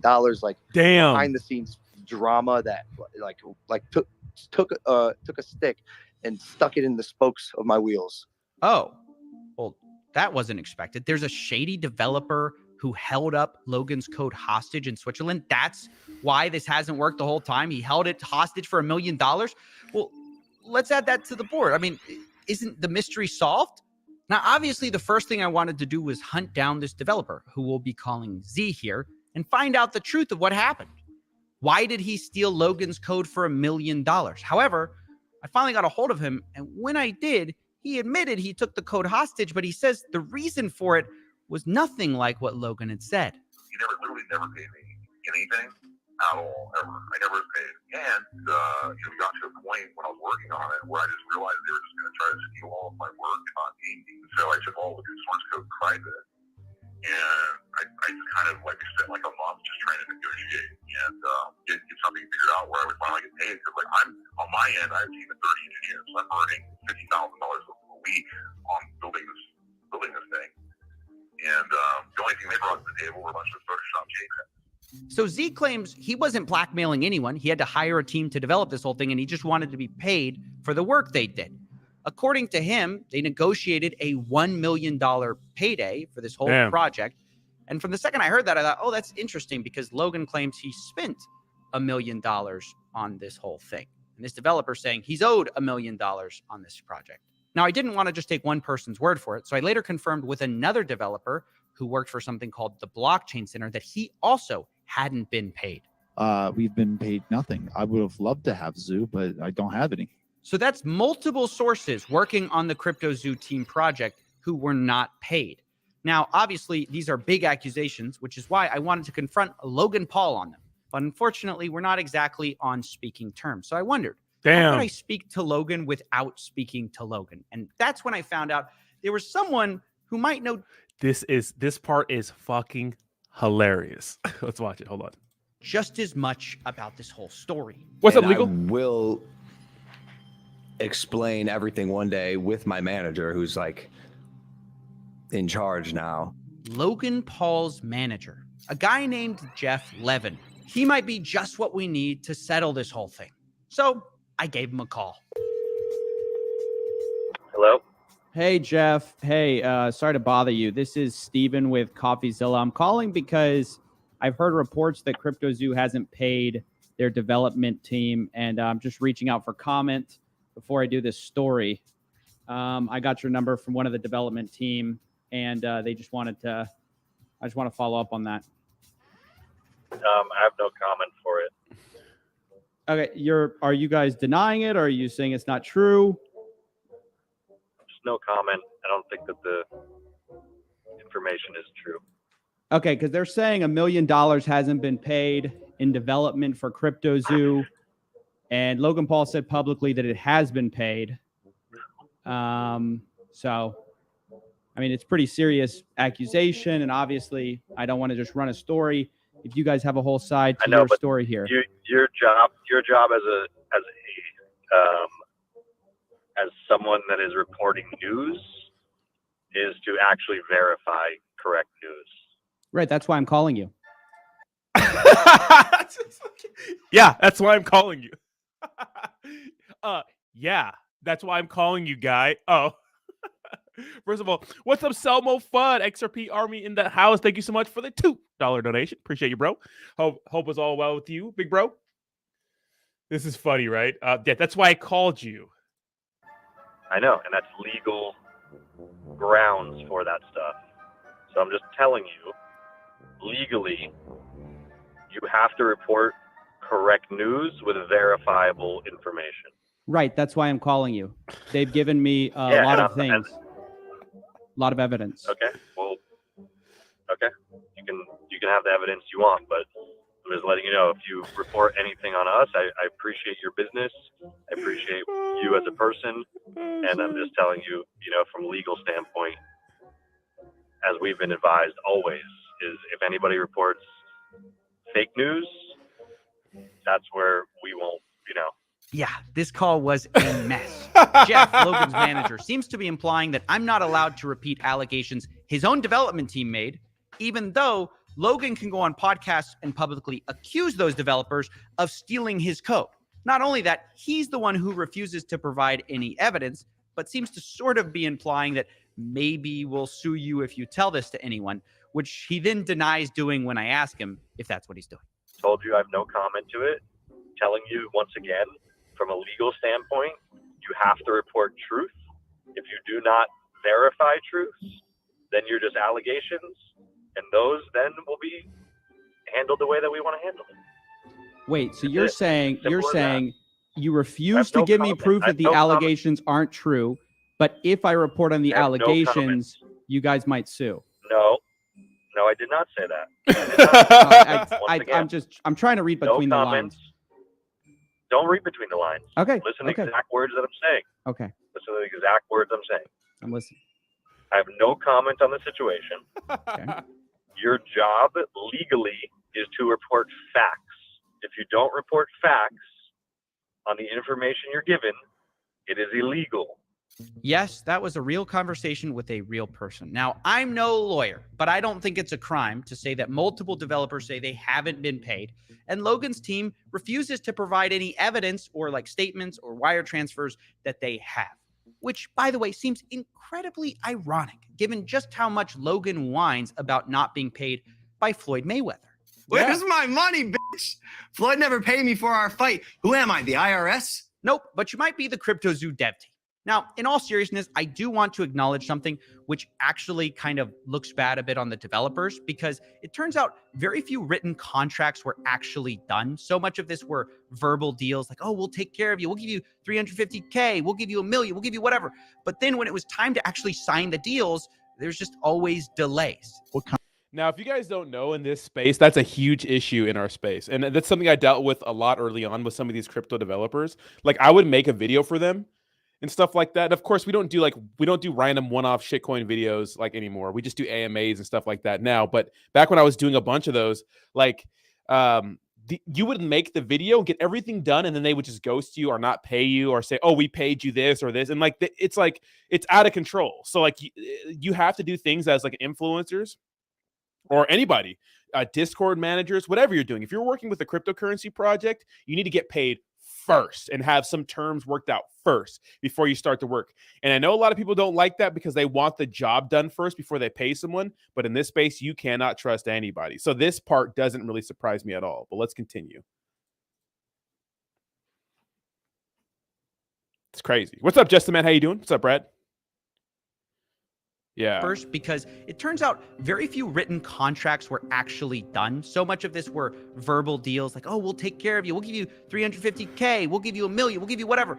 But then when it was time to actually sign the deals, there's just always delays. What kind of promises were made to you? Verbal promises, basically. So verbal promises, and then we follow up with like a physical paper agreement. But that's when communication broke down.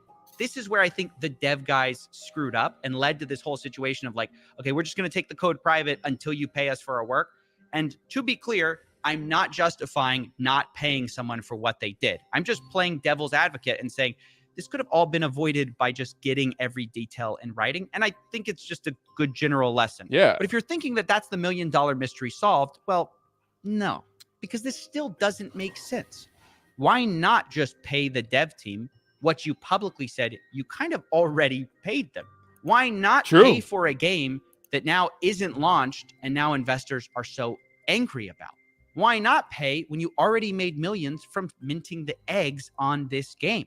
Well, this is where things get even stranger, because right when I was ready to pin everything on Logan, and believe me, he is This is at fault, crazy. I was speaking to the Z developer and I heard a name that I hadn't heard before.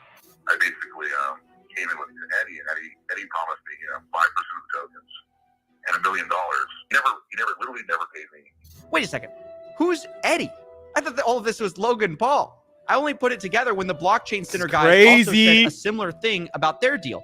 They said they were promised $350K and it was Ibanez. They say they had no communications with Logan.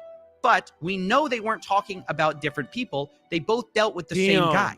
So the guy's name, I put it together, must be Eddie Ibanez. Turns out he was managing the developers. What's this random guy doing in Logan Paul's project? And who is he? Who is Eddie Ibanez? Yes, hi, my name's Eddie Ibanez, lead developer here at CryptoZoo. This reporter says Eddie's entire story is fake. Wait, Bro. what? To continuously lie, lead people on, hype people up, to put more money in. All the while in the background, things are going down, things are hitting the fan, and you left us holding the bag. Logan, You stole 40 million in tokens from me.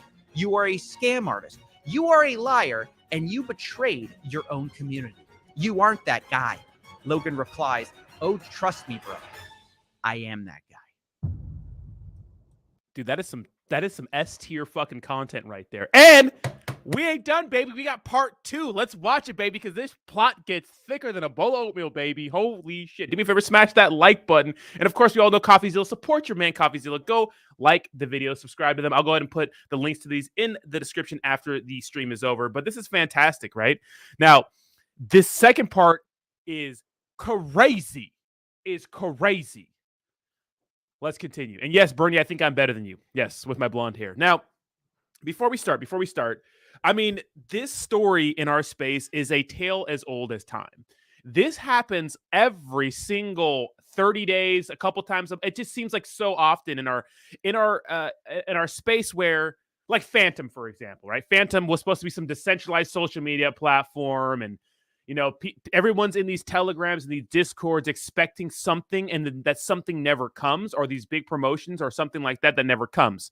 And it's unfortunate because a lot of these investors get wrecked, right? Now, this is just done on a larger scale because it's Logan Paul, right? And what boggles my mind is that I get why some of these developers like make these scam cryptocurrency projects, because cryptocurrency is an unregulated space and it's easy for any schmuck to come in here, make a shit ton of money and get out. Whereas maybe in other places in their life, they couldn't do that same thing. So I understand what's happening, but I don't understand people like Logan Paul. It's like, dude, you have the world. Why do you have to do this? Like, why do you have to do that? I know why they're here doing it. It's to make money. I get it. Crypto's lucrative. You know, I get it. I mean, a lot of us have benefited from cryptocurrency. A lot of people in this chat have made life-changing money from shitcoins, right? But why Logan Paul? You know, this guy, this guy was, before even crypto got super, super popular, this guy was a millionaire already. It confuses me why they would do something like this and then launch another NFT project. It's not like, oh, it was an accident. It's like, no, they keep doing it. Right. The issue is he's launching a new project and abandoning this one while everyone else is getting wrecked and he's blaming it on old developers. It's crazy, right? But it's a tale as old as time, and it's very common in our space. This is just done at a larger scale. Let's continue. This is kind of crazy. For the last 6 months, I've been working on my own NFT project. CryptoZoo.co. It's a really fun game that makes you money. I lost around $50,000 in cryptos. I lost $40,000. $500,000 Australian. I'm telling you, it's just a picture. There's nothing I could do with it. You can't even hatch? No. We had an issue with CryptoZoo, where our lead developer took the code that he made, fled to Switzerland, and like held it hostage for $1 million. He never paid me anything at all, ever. Eddie promised me, 5% of tokens and $1 million. He never paid me. Wait a second. Who's Eddie? I thought that all of this was Logan Paul. What's this random guy doing in Logan Paul's project? And who is he? Who is Eddie Ibanez? This shit is mind-blowing, bro. To begin answering the question of who Eddie is, I decided to take a deep dive. I started by looking through all the news articles I could on Eddie, where I found out he graduated from MIT. Damn. From there became a data scientist and cybersecurity expert, and used that technical background to win a Super Bowl for the Eagles. Oh! And there were videos on him too, which all painted him as brilliant and extremely accomplished. Yes, hi, my name's Eddie Ibanez. I'm a father of 3, lead developer here at CryptoZoo. As a teenager, he successfully hacked AOL from his bedroom. He continued to pursue computer science until attending MIT. He was then recruited out to work for a government agency in cybersecurity, developing software that reverse engineers the location of known government and terrorist threats. You started with the federal government, and you started off really tracking criminals with burner phones and all. Honestly, after this whole search, I felt more confused than ever. If Eddie's such an amazing guy, why didn't he pay developers? And is he really the puppet master behind CryptoZoo? Or is it someone else? Honestly, I felt like at this point I needed a drink and I needed to ask for help. Coffee, how's it going? Sidebar, I really like these little scenes with the little robot there. You know, the first time I saw it was a little weird, but I like it. I like how it happens. Watch.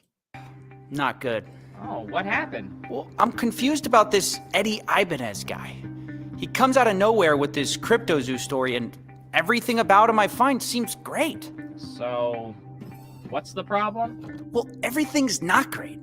Everything about this guy just seems too perfect. He's an MIT grad, he works for the military. He even claims he won a Super Bowl. Why would that guy work for Logan Paul? I don't know, but I can find out. You said his name is Eddie Ibanez? I think he goes by Eduardo technically, but wait, what are you doing? I'm just looking around. And done. Well, what'd you find? Few red flags, couple of misdemeanors. Ooh, a few court cases. I'll send him over. He got sued by his landlord for not paying rent. Sued by his credit card company for not paying his bill. You can skip that stuff. I just need whatever's relevant to CryptoZoo. Well, that's basically it. This fucking production is nuts, bro. It's nuts. This is crazy, bro. This is crazy. This production is insane, right? Look at this shit. You know, it's like a movie. All right, let's move back. Let's move back. Company for not paying his bill. You can skip that stuff. I just need whatever's relevant Nuts, to nuts. CryptoZoo. Well, that's basically it. Other than, hold on. No, wait, I did find something. Look at this. What's this? It's from a paper in Philly. I barely picked it up. This reporter says Eddie's entire story is fake. Wait, what? Damn! The whole Eddie Ibanez character, this guy Adam Robb investigated it. He says it's a lie. I gotta find this guy. Send me his info. I got some calls to make. Coffee! That's right, ladies and gentlemen. We met up with Adam Robb, the reporter who's been investigating Eddie Ibanez for a while now. And I wanted to know, what did Adam think of him when they first met?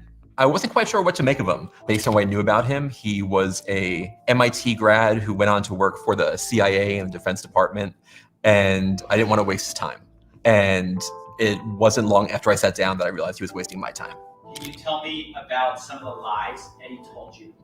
Eddie has told me so many lies over the course of my 2 interviews with him. And the first lie he told me is probably the oldest lie that he's told so many people, which is that he's an orphan. I first realized Eddie might be lying to me when I went home the next day and Googled Eddie Ibanez's family. I found a video of Eddie and his wife making rice pudding on a Fox and Friends segment on Fox News.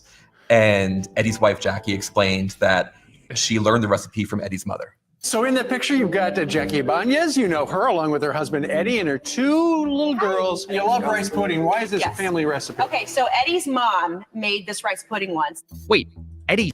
Imagine that awkward conversation in the back. Babe, I'm an orphan, remember? I don't have a mom. God damn. Oh, so that's strike 1, you know? Can you imagine? Babe, babe, shut up, you know? Eddie's mom. I thought Eddie was an orphan. Well, it turns out the only problem with that is that not only does his mom exist, she's alive and in his life. And it turns out it wasn't just Adam that heard this story either. He told it a lot. Did you ever meet his mother or his parents? I did meet his mother. Did he ever tell you he was an orphan? Yes. How did he square that with you? So that's why I'm so confused. He told me he was an orphan and all this stuff, but then I meet his mom. He told me he was an orphan and then I met his mother. Is quite the string of words. But as insane as these lies. Now, I was actually in foster home, so that's not really what an orphan is.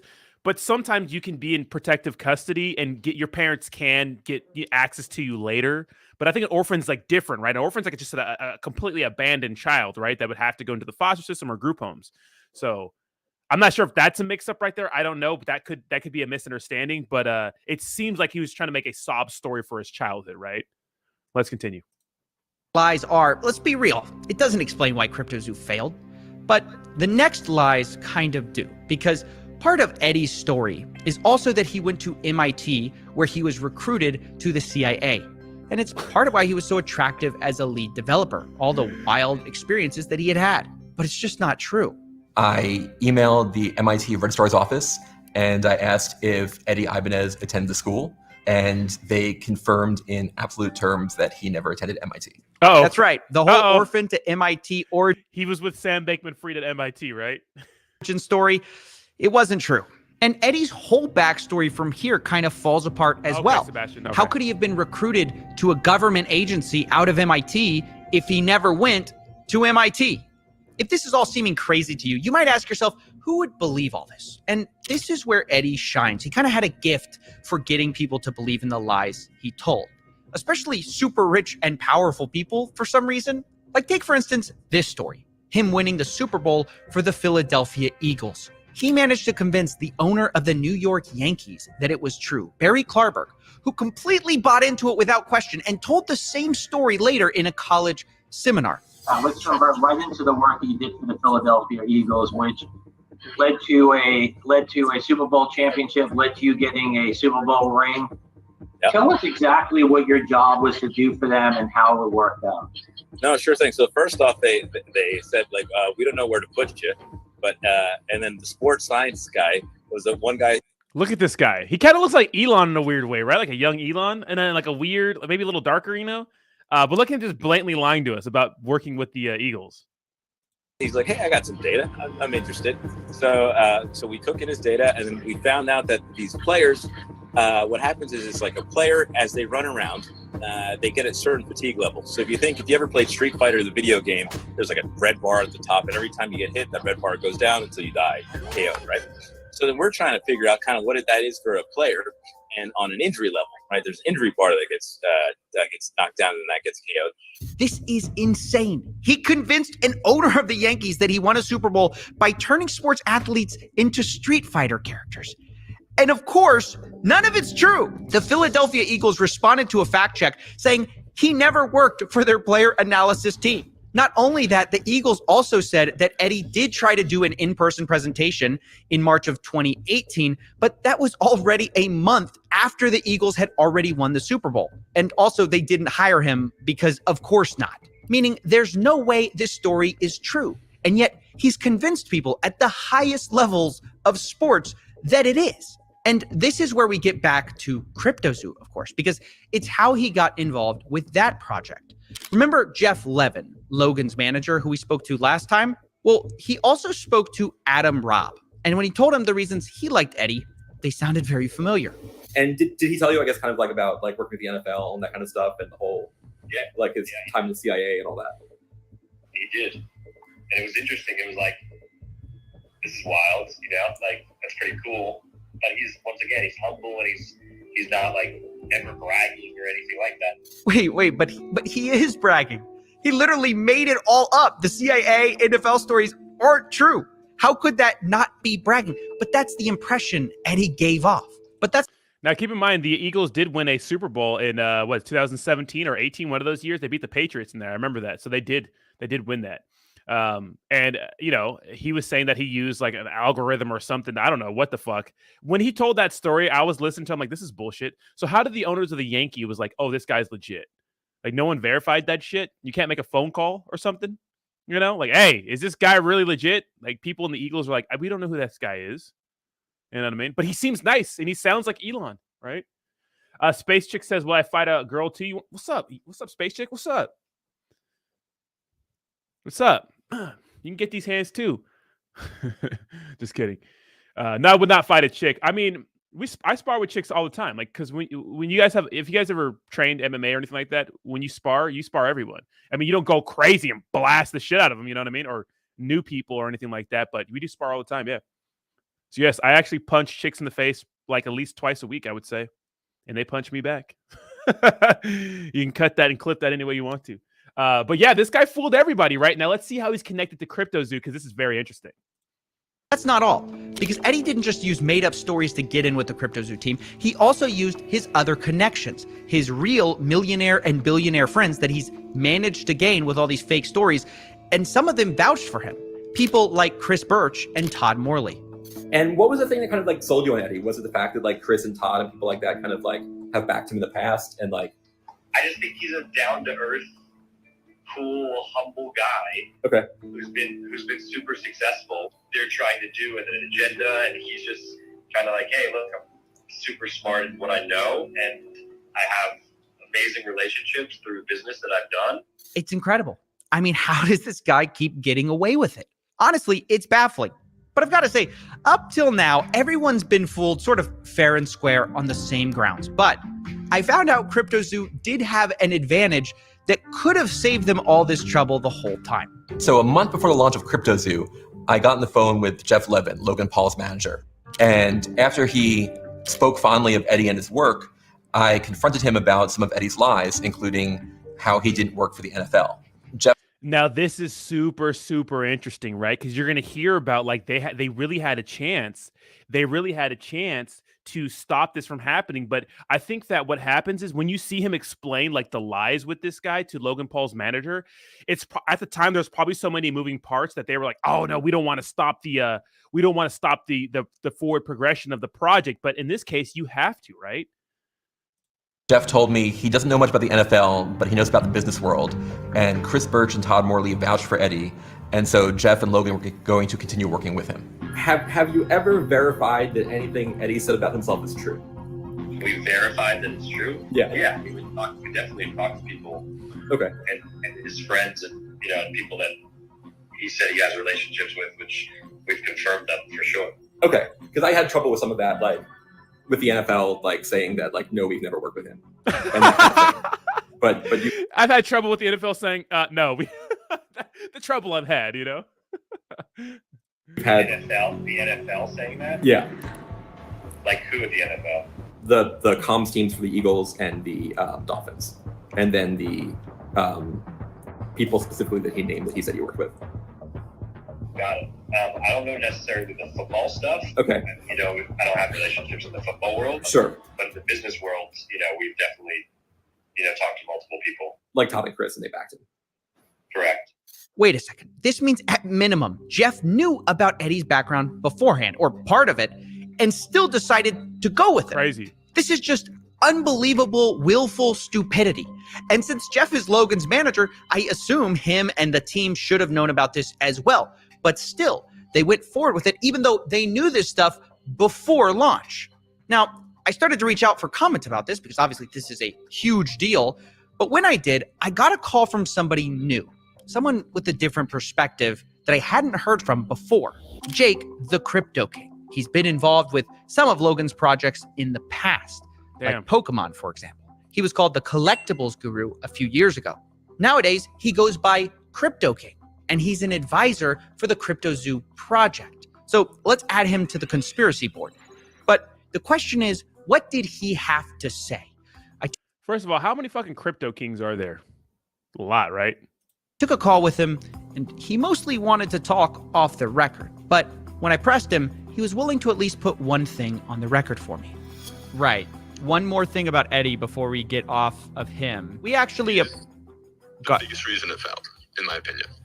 Okay. Because I don't want it to ever be thought that Logan's the reason it failed. He's not. Logan wasn't smart enough for what he tried to build. And then when it was built and was failing, didn't have the ability to correct it and to save face and reputation. It was more convenient to pull out than to be associated with a failing project that the dev rocked. So I could put that one sentence on the record. Well, that is certainly emphatic. Crypto King says it's all Eddie's fault. And this is a nice, neat theory for us. Eddie ruined everything because, Eddie is a liar. So it does seem to explain how these developers got screwed. But this theory doesn't fit all the facts because Eddie was kicked off the team months ago. And still, the game is not working, despite Logan claiming they were going to go back and fix all the problems. Again, retroactively working to make these projects right. And it just takes time, bro. It just takes time. Development takes time. Working backwards to fix things, which isn't ideal, but also this project will speak for itself. And now, we're working backwards to try to fix it. This just hasn't happened. Even a year from launch, the game just doesn't exist.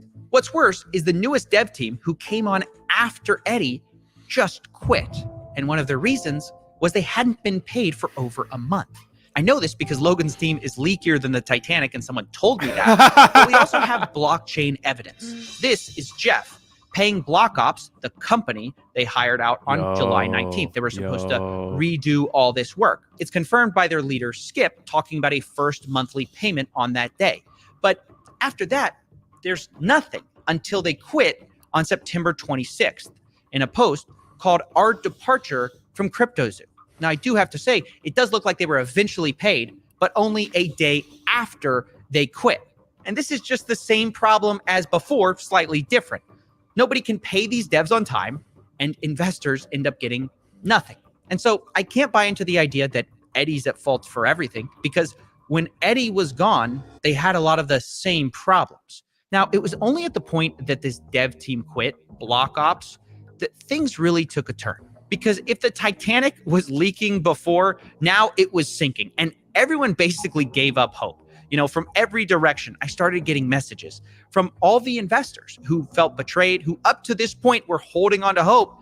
Now they felt defeated. They felt tricked by the CryptoZoo team who had fed them promise after promise. And they were sick of it. He was never in the chat or anything, never apologized or told us anything. Things didn't work out. We all get that. But to continuously lie, lead people on, hype people up, to put more money in, all the while in the background, things are going down, things are hitting the fan, and you've left us holding the bag. I know it was my decision, and I did my research, but I believe nobody has to lose money in this way. And that's when a whistleblower stepped forward and decided enough was enough. They decided to leak me messages, team messages from the CryptoZoo team, from all the way back in the beginning when they thought of this idea, all the way up to launch. And seeing that, it changed everything. Because all of a sudden, I got a lot of new information. Remember how Jake, the Crypto King, said Eddie was the only problem? Well, a year ago, he was saying something very different. On the day of launch, he said this to the group: Logan, you stole 40 million in tokens from me. You are a scam artist. You are a liar, and you betrayed your own community. You aren't that guy. Logan replies, oh, Jake, trust me, bro. I am that guy. Damn. Sorry. Yeah, I'll go on the record for you. And yes, I'm going to show you the text message that said we can sell at these ascending market caps. And that it's not like I was trying to run a project. It's like I put $250,000 into a project plus 6 months of time. And the founder never did anything he said he was going to do, and then hired a bunch of devs that didn't do what they were going to do. And every time I gave advice, the advice was I was the so there was nothing illegal about that. Ethically, arguable.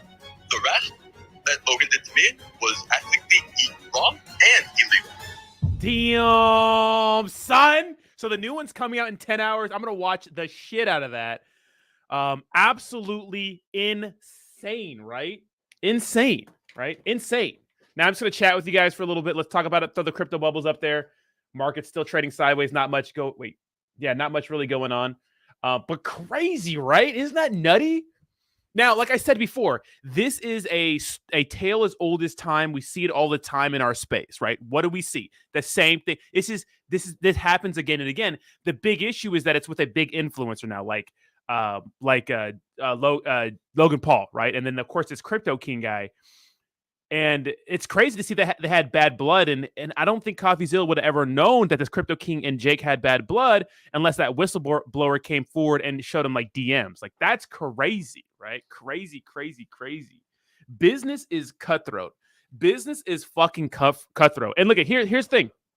Crypto King, the influencer, probably just got used, right? I don't trust any developers in this. There's a few. But these motherfuckers do not care. They do not care about influencers.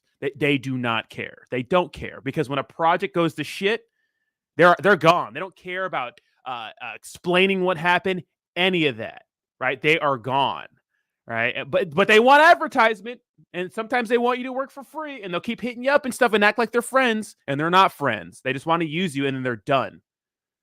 This is the second video. We're waiting for the third one now. We're waiting for the third video. It's crazy. It's crazy. I don't trust any of these developers, man. And they have so much money too. They're so cheap and they have so much money. It's crazy.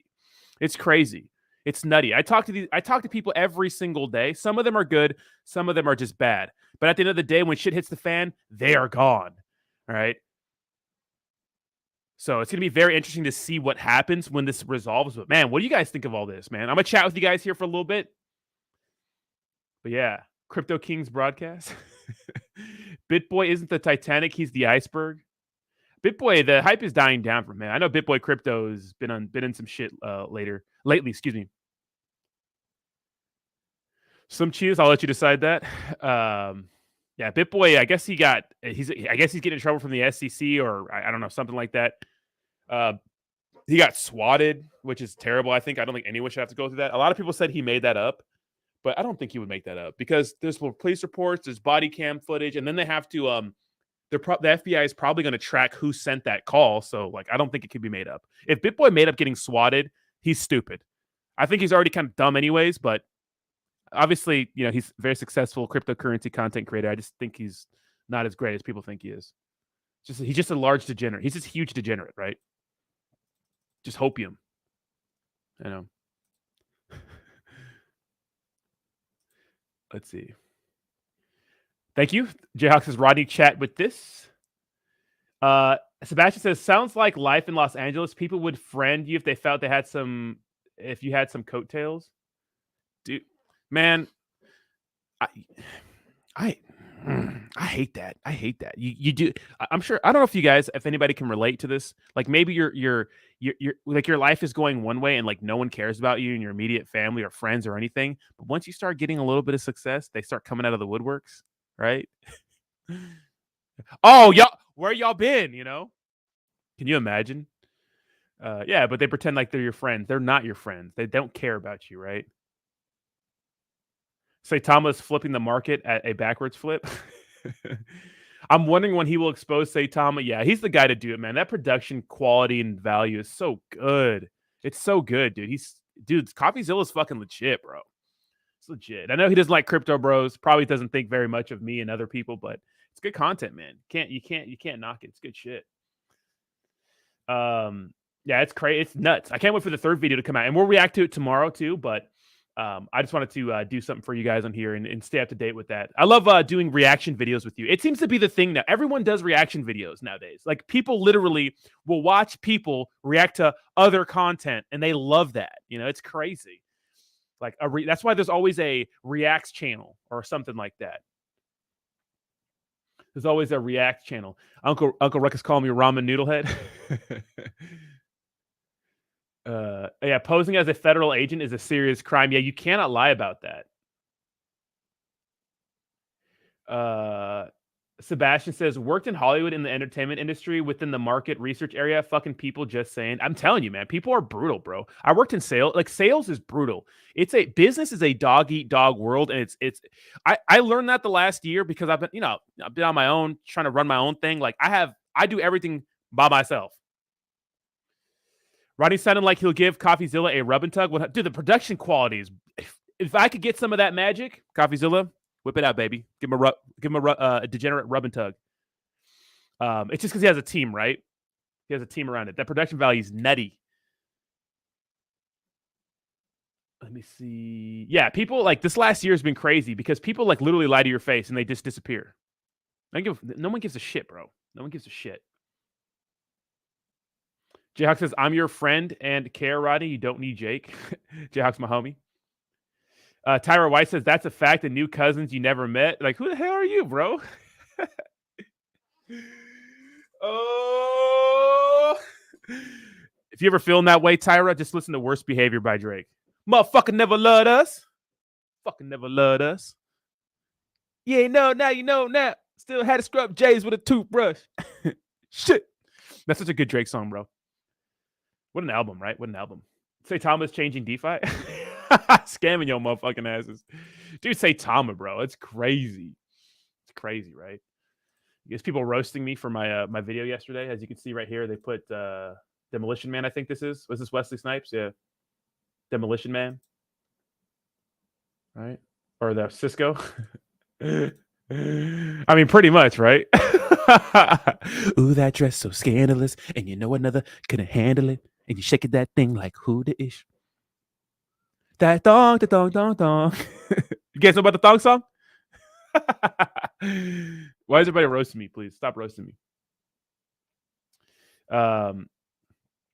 Brad says, Any industry, they have all those people in small. Wait, I'm small in the FA space, and even I dealt with them. Yeah, it's crazy, right?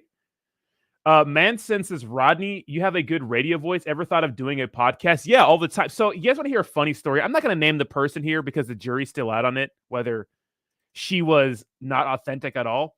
But here, let me tell you guys a little story last year. This happened to me in Sandstorm. So this lady reached out to us. I didn't know she was into crypto at first. I thought she was just a person who had honest intentions. She reached out to me in Sandstorm and asked us if we had interest in working at Sirius.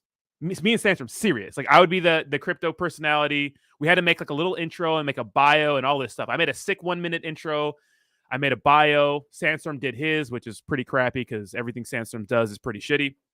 But this is when we were friends. And she's like, hey, I used to work for Sirius. I know some people. I can probably hook you guys up with something. And I'm like, dude, hell yeah. Like a radio show for cryptocurrency? Hell fucking yeah. I'm down for it. And it turns out she added a bunch of people. And it turns out that it never really panned out. But this entire time, she was on 2 separate cryptocurrency projects. So what I think she wanted was to become buddy-buddy with us and then promote her cryptocurrency project, which ended up being a huge disaster, both of them. I'm like, oh, so she was just using us. But it got me excited because I'm like, dude, hell yeah. I didn't really know, but I didn't ever promoted her cryptocurrency project. So I did an AMA from one of them, but they paid me for it. So it's not like she got any free work. And you guys grilled them on that AMA. That shit was actually comedy. But that was crazy. Like, literally duped me into thinking that, we could get some sort of serious radio show. But yeah, I would love to work for a major crypto news company or something like that. I don't think there's not very many of them. That's why I'm doing my own thing. The Coin Market Cap thing, I worked with them for a little bit, which is fantastic. I know you guys knew about that. That was nice, but it just wasn't the juice wasn't worth the squeeze. It's good exposure, but first of all, I think that Coin Market Cap buys a lot of their subscribers. I think they bought it a lot, and I don't think all their views are genuine. And some of their videos just get no views, and it's a lot of work and effort, and you want to be perfect on those videos, and they pay you crap. But the team's fantastic, and I'm sure they have no control over what they can pay influencers because of you don't make that much when it comes to ad revenue on some of those videos. But still, right? It's good exposure, but I don't know. Maybe we could do our own thing here.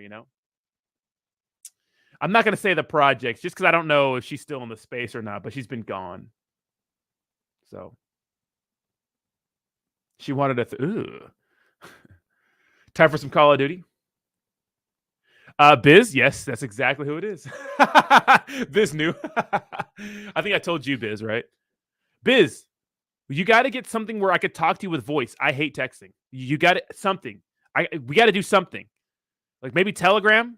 Because I hate texting. I don't like texting. I use voice for everything now. Voice to text.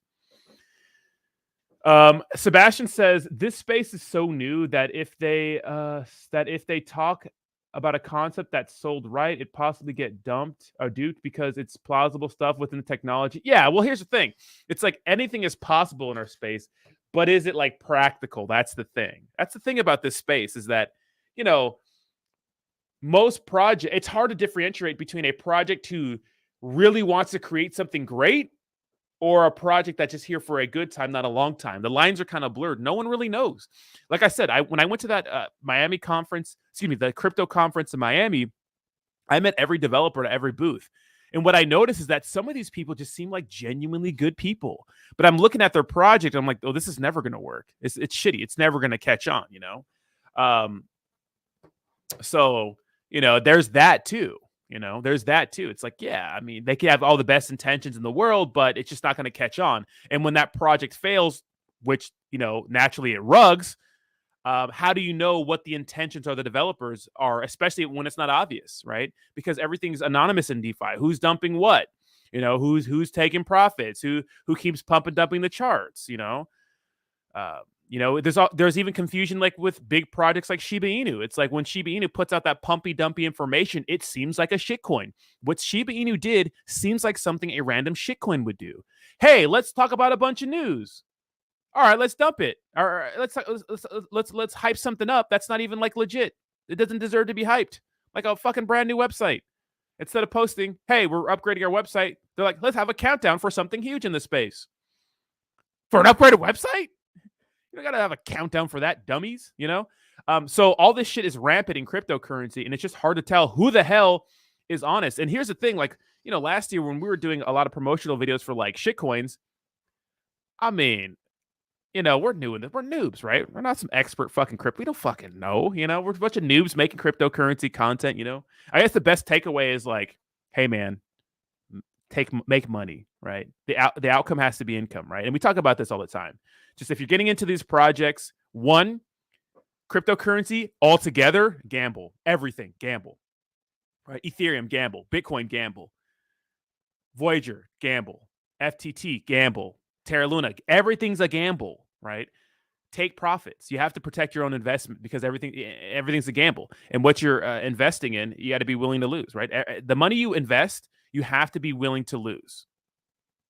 The money you invest, you have to be willing to lose because there's the chances are you're probably going to lose a lot of that. And you might get lucky out of 1 out of every 10. That's just the nature of the beast, right? So we'll keep those lessons in mind for the next bull run, right? Anyways, guys, I'm going to get out of here for the day. Thank you so much.